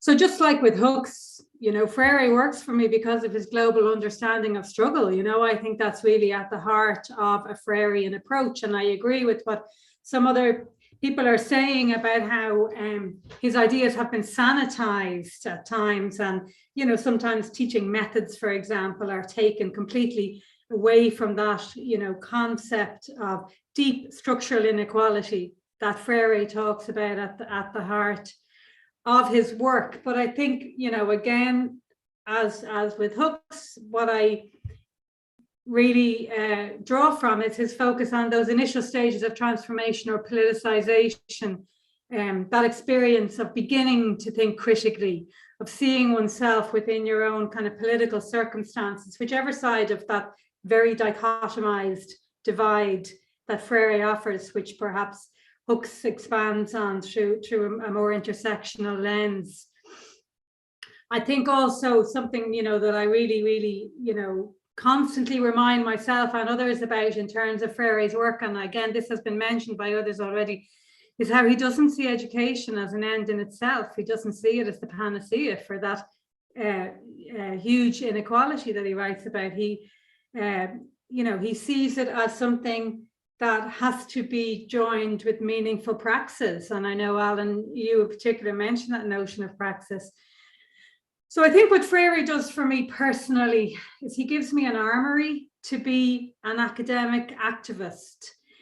He gives me permission to be out on the streets, which I am quite often. He gives me permission to be very involved in social movements because of this broader kind of worldview that I'm able to draw from. And I couldn't work in education if I couldn't link that to my activist work, to social movements. So while my day job is to run initial teacher education for adult educators, there are limits, I believe, because for starters, everybody has to come up with €6,000 to be in the room in the first place. So there are limits to how much I can truly embody a Freirean approach in that space. So, I mean, the reason that I draw from Hooks, I mean, people will have already kind of copped this. For me, it's just impossible to ignore Freire's gender blindness. He did address this, obviously. He returned to some of the criticisms in Pedagogy of Hope. He also addressed it for me, mostly in a conversation he had in the book, Paulo Freire, A Critical Encounter. But I have to be honest, he doesn't address it significantly enough for me. I think there is still a reluctance, or was a reluctance, to maybe, you know, the universal world that he writes about and talks about is very much a male world. And what Hooks does is he really encourages us not to throw the baby out with the bathwater, and says, you know, that not to let that blind spot overshadow the much broader contribution that Freire brings and that capacity to learn from his insights. So that's what I carry with me very strongly in my practice. And I just want to talk about two ways, I guess, two kind of some concrete examples of the impact that Freirean practice has had on me. So to go back to that kind of social movements aspect of my life, and my poor kids are so sick at this side of me, dragging them here, there and everywhere on demos and involved in this, that and whatever. But I mean, I'm in those spaces, you know, with a particular theoretical framework in my head and with a particular way of working. So I mean, Niamh will know, and maybe other people know, that a lot of what I have published in my own academic work is about the co-option of that earlier second wave feminist movement that I talked about. I mean, I'm really interested to hear that those stories of the early days in the literacy movement in the UK. And I know that the Irish literacy movement is often traced back to some of those television programs that were mentioned. So almost by accident, Irish people became politicized as a result of some of work that was being done overseas. But I do, you know, I do write a lot about the co-option of second wave feminism in Ireland. But something else has emerged from the ashes that I have stayed involved with, particularly around reproductive rights in Ireland, and about the struggle for reproductive rights, which resulted in a referendum to overturn constitutional ban on abortion in Ireland in 2018. So Freire gave me the skills and the language to work in that space. And in 2015, I was involved in designing consciousness raising workshops for women's groups, which specifically related to changing the narrative on reproductive rights, listening to their experiences, and posing problems, doing Freire in rooms with ordinary women around the country, and also doing a listening survey with other groups. So a lot of the work I would have been involved in with people who were already committed to reproductive rights, but also going and talking to people who were distanced from that. And there were others working in that space as well who were drawing from second wave feminism's consciousness raising ideas. The other thing then, just another example of that kind of impact that Freire has in the day-to-day for me within my own practice. Niamh, it sounds like I was at something better than you were at earlier today, because I was at the launch of research by a community organization called Amal, who have practically no money. This is a project which was opened and is led by Muslim women, most of whom are migrants. And just today, I was involved in the launch of research that I led. I was the only non-migrant member of the research team, but we did some research which uncovered, you know, not a pretty sight within maternity hospitals in terms of the impact of structural inequality and structural racism on the lives of women accessing maternity care. And we've had a very high number of maternal deaths in Ireland of migrant women, as I know has happened in other parts of the world. But because of Freire, I'm able to make specific recommendations in the work around what education should look and feel like, about the importance of consulting with people like all of us on this call, and the importance of doing education in a very different way through the use of codes, through problem posing methodologies. Because everybody that we spoke to within that research on maternity care says, oh, we need education, education, education. And without that kind of, again, that armory that Freire brings, an obvious conclusion that people come to is that, well, if we just educate everybody, things will be fine. And Freire gives you the language to say, no, that's not the way it works. Freire does also, just a second kind of way he impacts me, he does always also impact my work as an academic and the way I organize my classrooms. And I really, really try and embody that engaged pedagogy that Bell Hooks talks about. I try and organize the rooms that are highly experiential, problem posing, dialogic. There's a chapter in Bell Hooks' book, Teaching Critical Thinking, which she calls To Lecture or Not to Lecture. I mean, I completely reject the idea of lecturing and of that banking approach. And I work hard to embody that, because I do think that the best way to instill a Freirean way of working with my own students is to be the change, is to embody it, is to bring that to life. And I think what Freire and Hooks, bringing them together, has really allowed me to do is it's given me the capacity to kind of hold my own in those spaces when things become difficult, when there's anger or turmoil. So just to quote Bell Hooks, she says, tears and sorrow were easier for students and teachers to cope with than expressions of disagreement, evoking covert and overt feelings of rage. The pressure to maintain a non-combative atmosphere, however, one in which everyone can feel safe, can actually work to silence discussion and or completely eradicate the possibility of dialectical exchange. Those words really just resonate for me, because that has been my experience, that to truly engage in dialogic education, dialogic learning, people are angry, people are hurt, people are pissed off because they've been treated really badly by the system. And I have learned to allow those expressions to be voiced, allow those emotions to be voiced without feeling that need to kind of keep everything calm.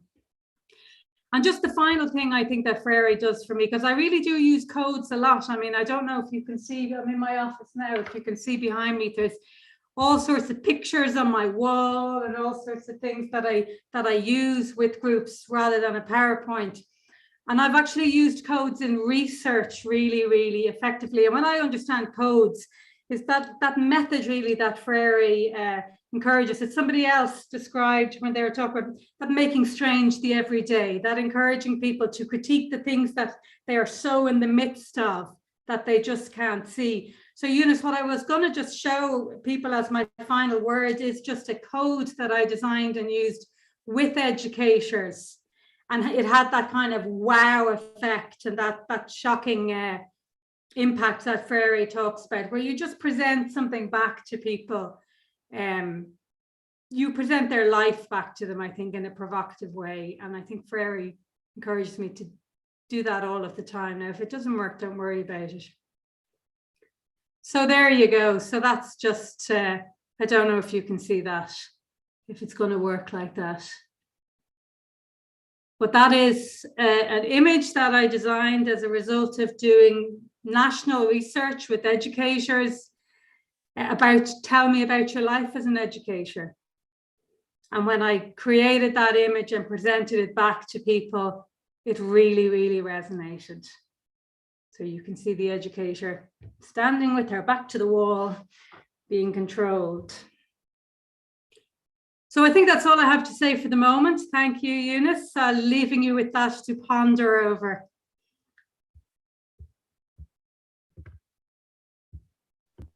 Well done, Camilla. Thank you very much for quite a challenging and controversial perspective on Freire and his relations to feminism. I would really like to engage in this discussion with you sometime, but not now. But yeah, very interesting. Okay, so just before we move, thank you very much. And just before we move to our next guest, our last but not least guest, I would like to invite the people that are on YouTube to start making the questions they would like to see addressed by our guests. And then I will voice them for you, and hopefully you will have very interesting questions, and our guests will be able to give you very interesting answers. So let's now move to Nick Claw. Thank you, Nick, for being here. So, Eunice, I think you have a presentation? Yep. Shall I show it? Yeah, do.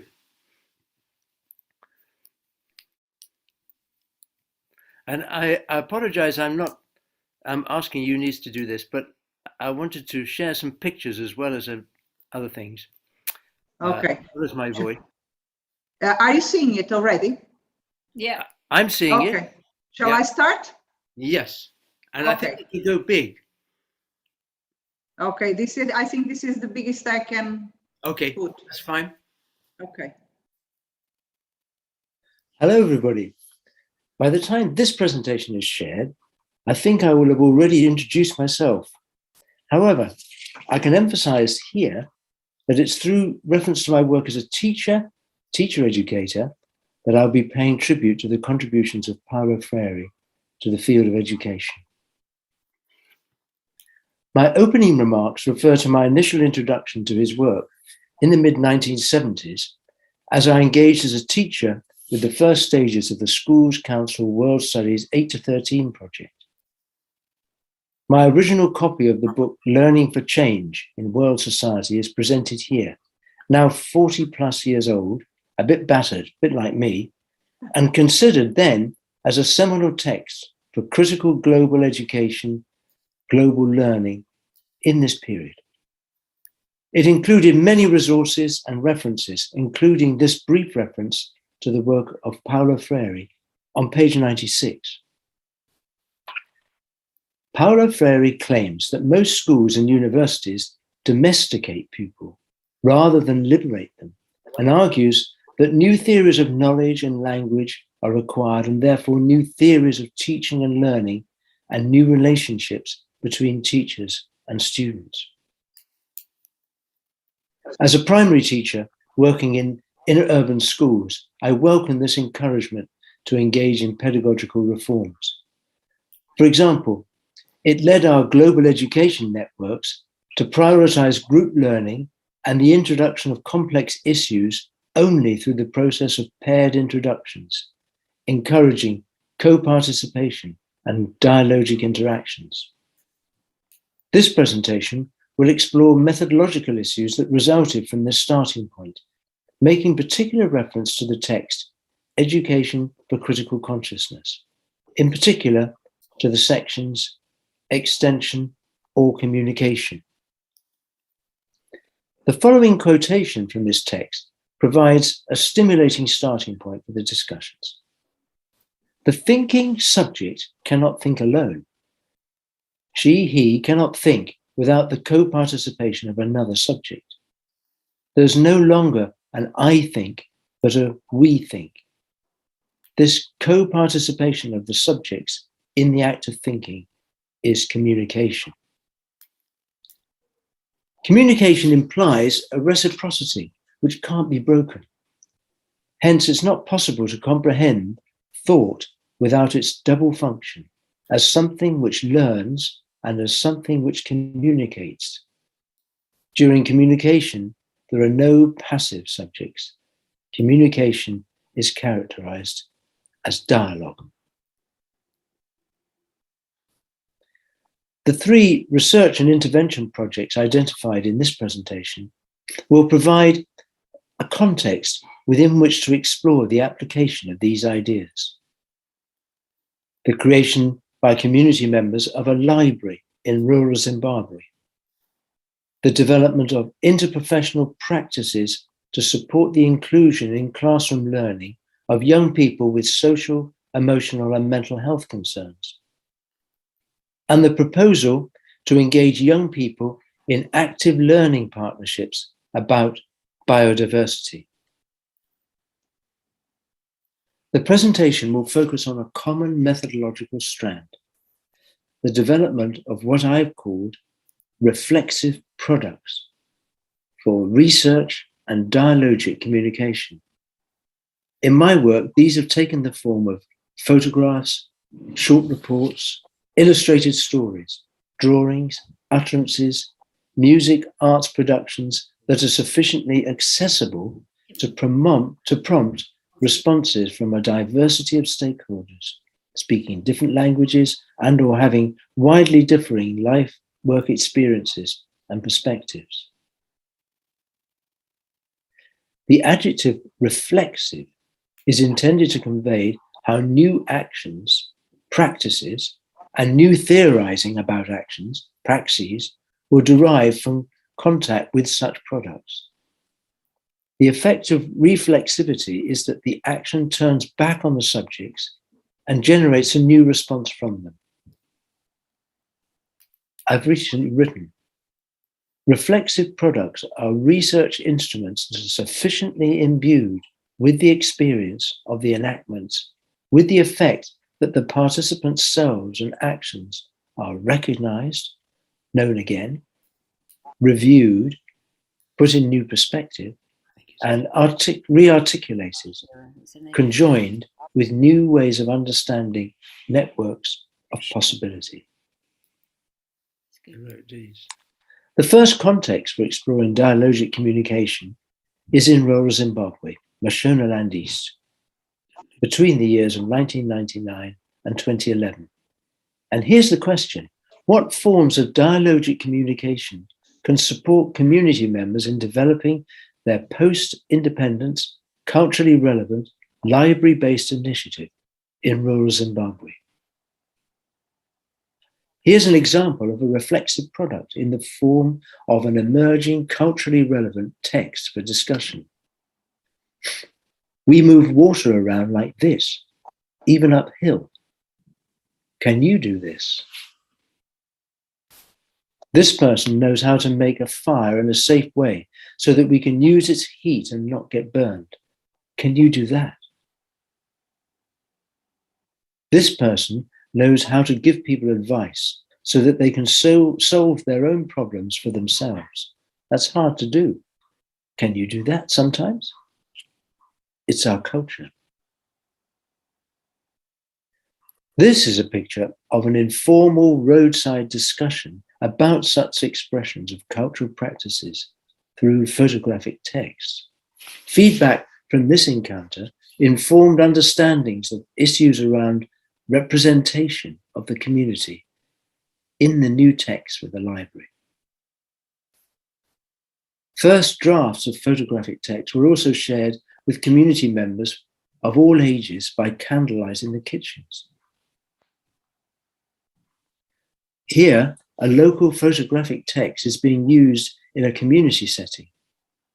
While using this new resource, Handina, a young community member, developed this mediation strategy for herself. She directed several questions in Shona about the photograph. The children answered in Shona. Afterwards, she read the text in the English language.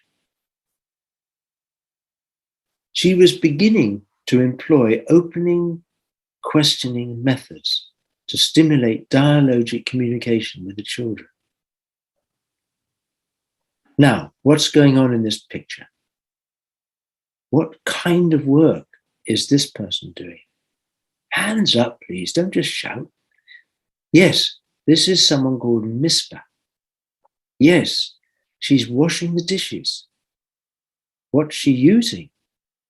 You're right, she's using sand and earth to scrape the dishes. Why do we put the plates on the top of this thing? Yes, the ducks don't come and make the dishes dirty. These participatory intervention and research approaches were intended to create networks of dialogic communication that supported the community's initiative of creating a library. Next context for exposing the power of dialogic communication is provided within European classrooms between 2015 and 2018. The question being asked is, how can teachers and music arts therapists engage in participatory inquiries together to develop an interprofessional language and practice that supports the inclusion of young people with social, emotional, and mental health concerns in learning? Reflexive products developed during these classroom-based trainings were used as a basis for discussions between the teachers and music therapists in their reflective meetings and whole group training sessions together.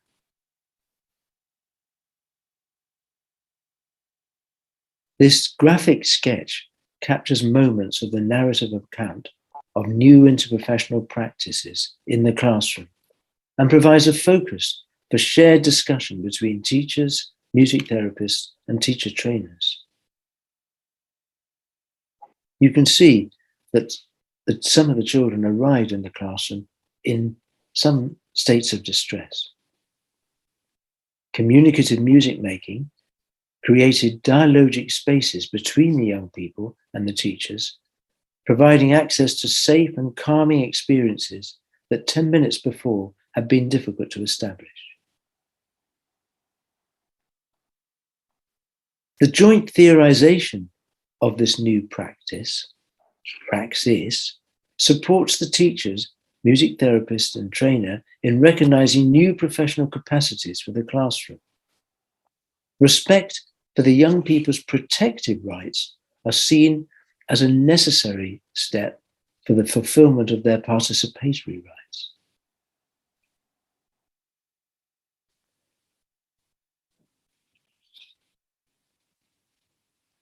These writers have also influenced my work. They also share a commitment to the same methodologies found in the work of Paulo Freire, particularly in his work Extension and Communication.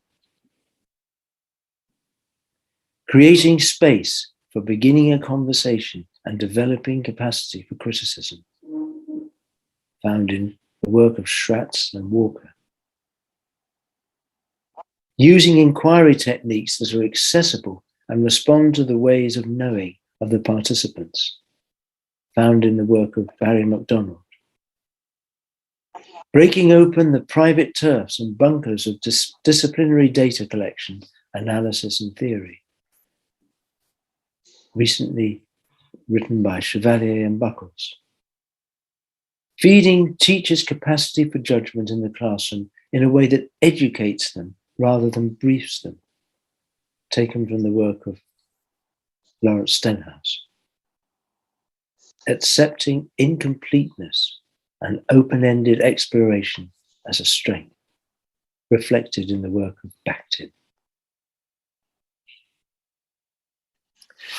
To make context for discussion about dialogic communication, classrooms worldwide in response to COP26 just last week, we can ask, what forms of dialogic interactions can support young people to communicate their experience of biodiversity and actions on behalf of nature within a trans-global learning partnership? A new proposal for interventions and research is being framed to facilitate dialogic interactions between young people and teachers with respect to the protection and enhancement of biodiversity. The schema presented here that highlights opportunities for journeying inside nature and actions for nature includes the necessary steps of communicating experiences and sharing learning. We're proposing that these interactions are supported through music making and artful creations.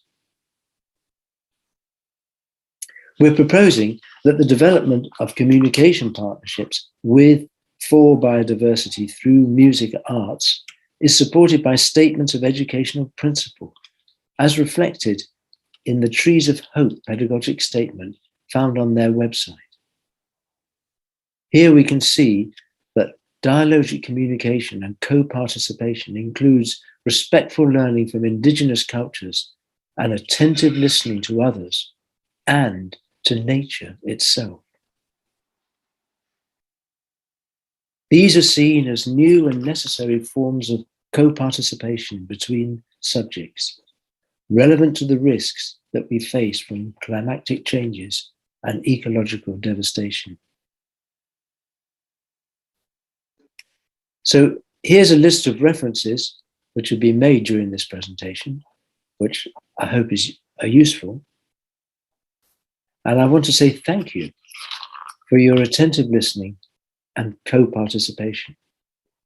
I look forward to your feedback. Thank you so much. What an interesting way to finish our dialogue. It seems it puts everything together, what we were saying. So it's theory in action and action in theory.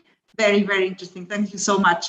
I'm afraid I have to say we have no questions from our audience, because maybe your presentations were so rich that people need a lot of reflection. It is sometimes a bit difficult to come up with questions when you are fulfilled with so many and so interesting inputs from people that work with Paulo Freire. So our option here is we close the session or we engage in conversation with one another. What's your suggestion?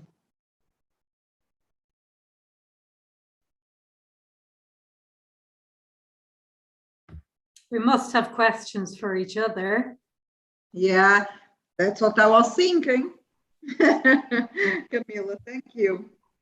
They're very rich presentations, and you kind of, my head is spinning in a variety of directions. I mean, I'm stimulated to say I must read more of the second half of Freire's production, and particularly to look again at Pedagogy of the City, because so much of the work around learning cities emerges from thinking of that kind. I'm also struck by the unfinished debate around Freirean feminism, and indeed around that kind of Catholic priest-like function of Freire's early methodology that leaves you struggling to achieve the kind of distribution of power that he aspires to. And I think by contrast, if you think of the methodologies Boal develops, they're more evidently supplant the role of coordinator at the point that people have the energy to do it. And in each of these ways, it's not to criticize the strength of his analysis, but to say he's human like the rest of us. Yeah, that's a very good word for Paulo Freire, yes, human. Yeah, you were talking about pedagogy of the city, and I was remembering 20 years ago when we started the Instituto Paulo Freire of Portugal, Licínio Lima came and did a talk at the university. I don't know if you still remember this, Licínio, because you do so many talks all over the world. But I remember at the time that you were referring that the Pedagogy of the City was one of the best books of Paulo Freire. Do you still have that opinion? Well, I don't know if it is one of the best, but I mean, it's dialogical because in a way it is a group of interviews and addresses a new role that Freire probably could never imagine before. I mean, he was acting as a public administrator in the city of São Paulo, 12 million inhabitants. It was a sort of Ministry of Education. In Portugal, it is more or less the same. I mean, we are a little bit less than 12 million. So I think it's a very nice book because of that. It's dialogical. There are questions and answers, and there are a lot of topics because it talks about the reform of curriculum in the city of São Paulo, evaluation, how we did it, the Mova São Paulo, the literacy movement in São Paulo with adults, the new councils, etc. And let me say one thing related to Alan's point of view concerning the last books by Freire. I think that also gender issues, feminisms, new social movements, for instance, eco-pedagogy, postmodernism, even postmodernism, decolonial approaches. These are actually issues that we can find in Freire's last books. So, of course, he was a man of his time. We are always men and women of our time, in a way, but he was actually trying to address I mean, new issues, new perspectives, and also influenced by young academics, social activists, the PT, the Partido dos Trabalhadores, the Labour Party in Brazil, the MST, the landless landless movement in Brazil, and he was thinking and talking, writing about the marches against this, for that. He was very active in that in that sense, and also in the sense that Freire has an interesting characteristics. I mean, is very, very critical against banking education and traditional school and bureaucratic school, but he never gave up the possibility of transforming the state school, the public education. Yeah. So here we have a big difference with Ivan Illich, with whom he talked and had a lot of dialogues, and actually they were friends, etc. But there is actually something different. And this means that in a way he believes in a possible transition, cooperation, mixing between adult learning and education and popular education and school education. He thinks that school as an institution may also be changed through that openness and that influence about coming from popular education. Also in didactical means and in participatory techniques, also in participatory action research and things like that, but in broader terms, being more open to the community and being a school for and by the community. This was actually the political discourse of Freire when he was Secretary of Education in São Paulo municipality. Yeah, there is another aspect about this discussion that I'd like to raise. I don't know if there is a translation into English of the book of Paulo Freire, Professora Cynthia now. So a teacher, yes, not an aunt. And I think this is a book where Paulo Freire claims for the recognition of women as professionals. I do not see many books published on that time that come and voice this right to rights of women as professionals. Also, his book on letters to Christina also shows his interest in female intellectuals. And it is very interesting if you go and analyze his references. Of course, most of them are men, but he also refers to some women scientists in his work. So, and himself in a book with Donaldo Macedo from '98, he refers to himself and he argues that he is for humanistic dimension of feminism. And so he finds some connections. And actually, if you analyze deliberative pedagogy as used by feminists, and for example, the work of Grau is very interesting in this manner, and you put it together with the Freirean pedagogy, there are lots of points that come together. So there is a dialogue that maybe was not intense enough, but the principles, the ideas seem to be come to the forces, lots of connections. And of course, it's not the same. I'm not saying that it's the same. There are differences, things that split these theories and these movements, but actually they also have a lot in common. And this leads me to ask Mareika, you referred to your book that puts together this journey with Paulo Freire and Maria de Lourdes Pintasilgo. Would you like to elaborate a little bit more about this? Because it is such an interesting book. Sound, turn on your button.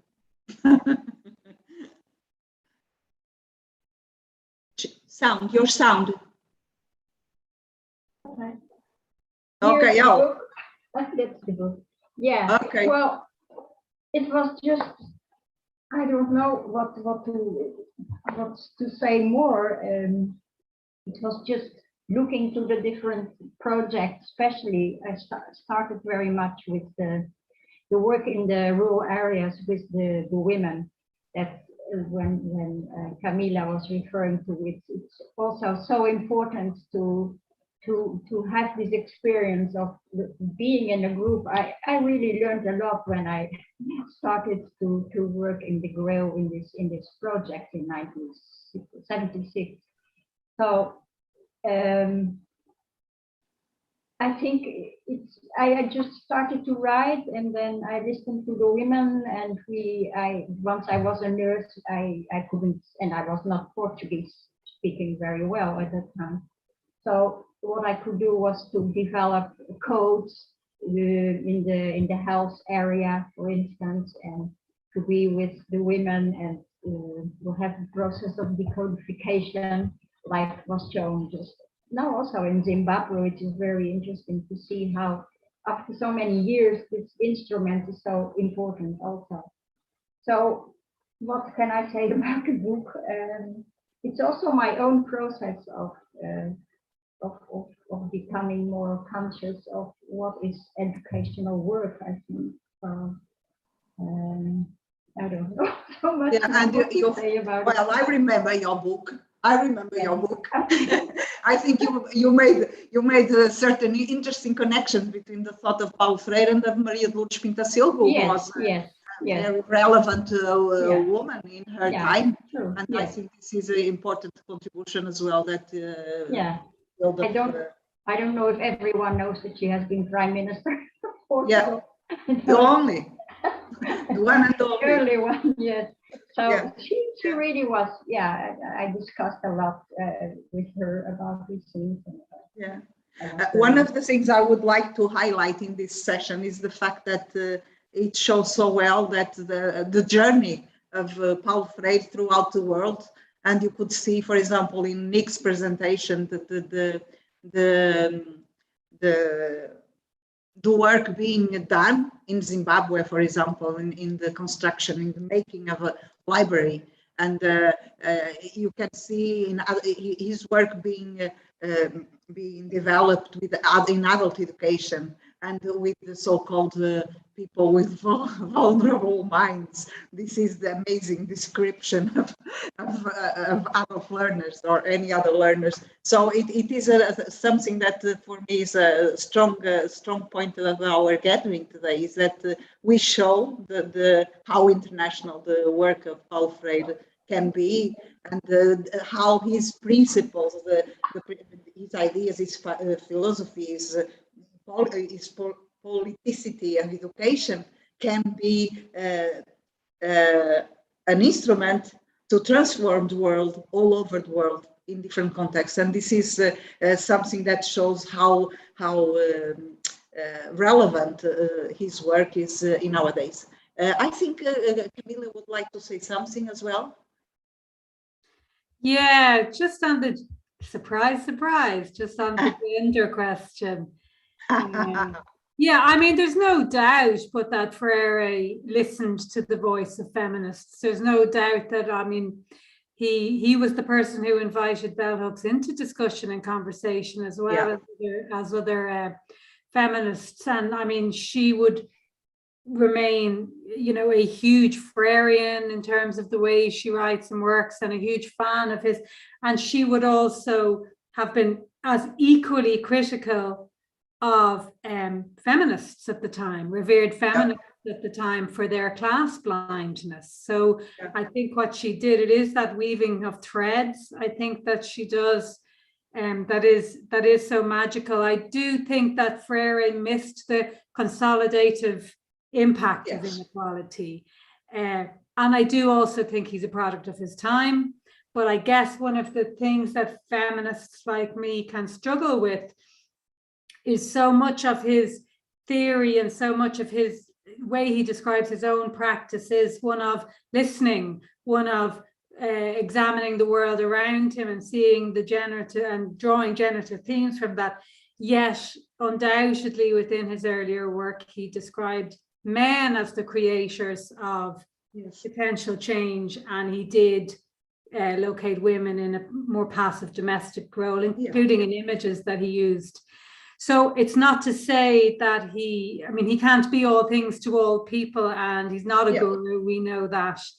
But I just think it is, I think he would be the first person to embrace a conversation like this, because this is it would be very interesting to be involved in such a conversation. Alan, I think I was just saying. Oh, Marika, yes. Yeah, sure. just saying, because you asked about the book. But I think one of the things I try to do is to see how can you have an education that makes emerge the woman's subject, of the subject as a woman. That's really something of our time, and with the women's movement at that time. So I tried to link a bit that what's the conscientization of women and how to develop this in practice. I think it's a lot of work, and it still is a lot to be done. I think we are not yet there. And I think now that many times the problem is that women, when they become in leadership positions or when they are politicians, that was one of the points Maria Bluth stressed very much. Just don't imitate, just don't be the star on the podium of politics, but just try to do something different. How can you bring something different? And I think many women are just doing the same as men do. So it's not a guarantee that you are a woman. It's good that women are there, but it's still a lot to do, I think. So that's what I'm thinking at this moment about the participation of women. So it's another level of questioning, I think, where we are now. So what else can we say? What else can we discuss? So many ideas Yes, Peter, please. I wonder whether we could, I think we don't teach Freire's work very well. I think for me, critical theory is often seen as a sort of optional extra to the kind of research methodologies that people discuss. But I do think that we've touched on feminism, but we haven't talked about why policymakers don't get it. And I'd be really interested in that. I think several people talked about influencing public policy, social policy.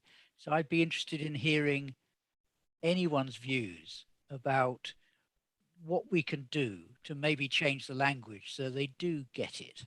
Because you're absolutely right, Judith. There's a gulf between those who research and teach and practice and the policymakers who continue to see a domesticating kind of education as the only way to go forward. So I'd love to hear from other people on that topic, if they wouldn't mind.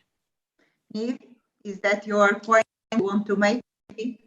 I think Alan had his hand up in the physical sense first. Oh, sorry. I didn't Maybe I'll go realize after Alan. I had the yellow hand. Go ahead, Alan. Go ahead. I was, well, in part in response to what Peter just asked. I think Niamh has an extraordinary journey of wooing and influencing and reshaping the context of public policy thinking about informal and adult education in Ireland. And I hope she'll say when she gets the go, she'll talk about that. But I wanted to say about something about this session as a whole, and to thank you, Eunice, for bringing it together in this way, because I thought there were two things out of it that I think are very rich.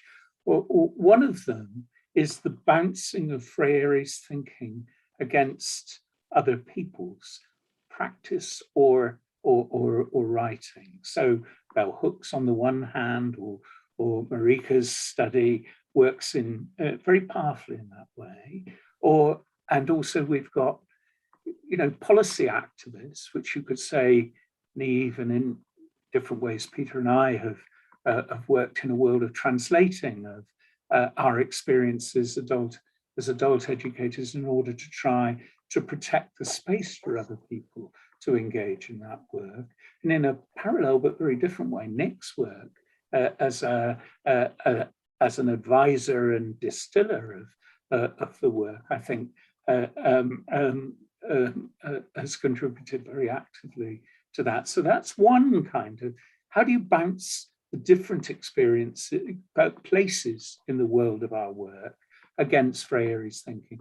And then in Licinio, we have a fount of the reminder of the richness and complexity of Freire's thinking, and a refusal to have it simplified to the things that we can translate to other people. So I think that's really, for me, very satisfactory evening. But I'd really like to hear what Niamh has to say about how I certainly spent 40 years in jobs where my job was to try to make policymakers understand what was going on. I've been so impressed with what Niamh's done in Ireland. Yeah, so let's see if she wants to speak about herself now a little bit and her work of advocacy. Well, thanks very much, Alan. It's a work in progress, because that's what I said before. And I think, I guess, just thinking about authentic influence and learner voice and being able to bring that to the policy table in a meaningful way is undeniable. And I think, it's our job to build relationships. I mean, advocacy is a relationship with another human being who may hold different views. And what you have a position of power and influence, and therefore responsibility to bring them around to a way of thinking that's going to, be for the betterment of adult education. And I think some ways is about understanding and listening to their perspective and dialogue, and understanding why they think that way. Many people I've engaged with, policymakers, are economists, and they come from that perspective, not just, I'm sure that resonates, and whether it's in OECD or, different spaces.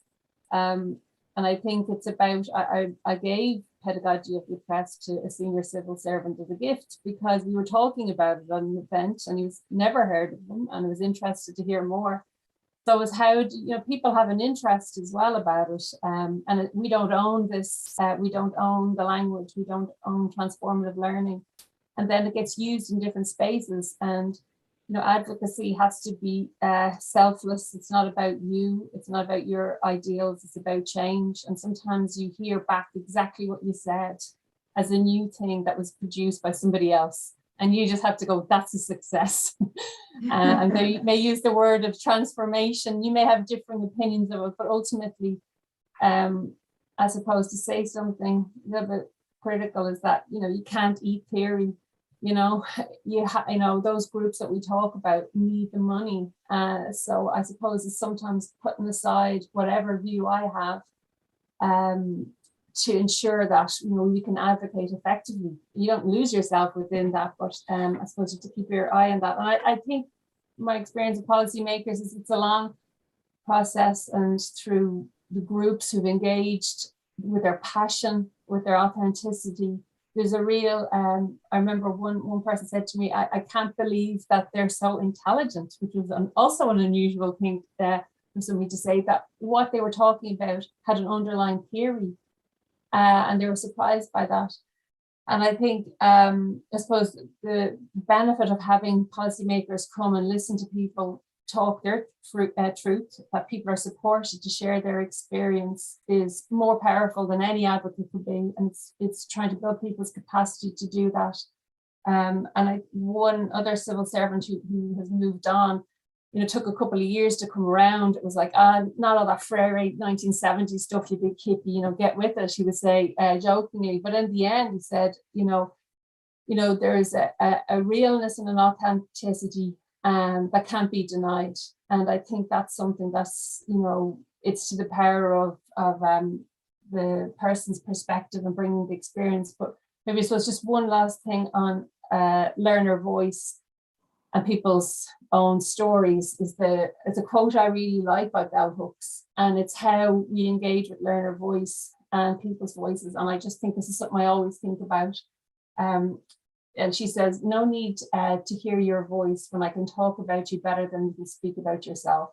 No need to hear your voice. Only tell me about your pain. I want to know your story. And then I will tell it back to you in a new way, tell it back to you in such a way that it becomes mine, my own. Rewriting you, I write myself anew. I'm still author, authority, I'm still colonizer, speaking subject, and you are now the center of my talk. I just think that, you can become the colonizer if you disempower people, if you're in a position of power and influence. So I'll just leave it with that, with bell hooks, as we've mentioned her before. Yeah, it's very, very, very interesting.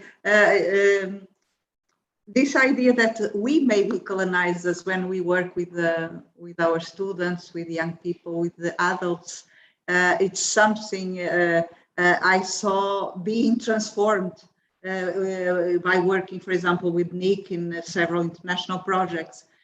Because, and Nick, you correct me if I'm wrong, but more than talking about liberating pedagogy, or more than talking about stepping back and provide space for the voices to express, we really went through the experience of working together by means of a liberating pedagogy. So it was not talking about it, but learning by doing and reflecting about doing. So this is the most Freirean approach that you can think about.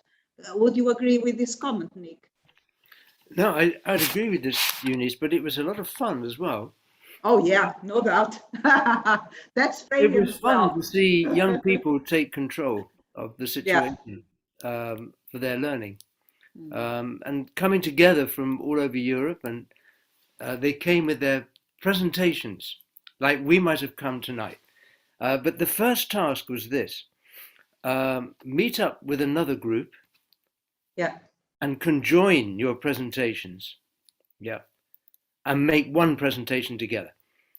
So we halved the number of presentations, but gave them a lot of work to meet each other, become dialogic together, and find out what they had in common, how they disagreed, and this was fascinating. And never something they complained about. To begin with, they said, but we want to give our presentation that we've brought We'd say, no, that's fine. You've brought a lovely product, and now you need to artfully create something new with your new friends.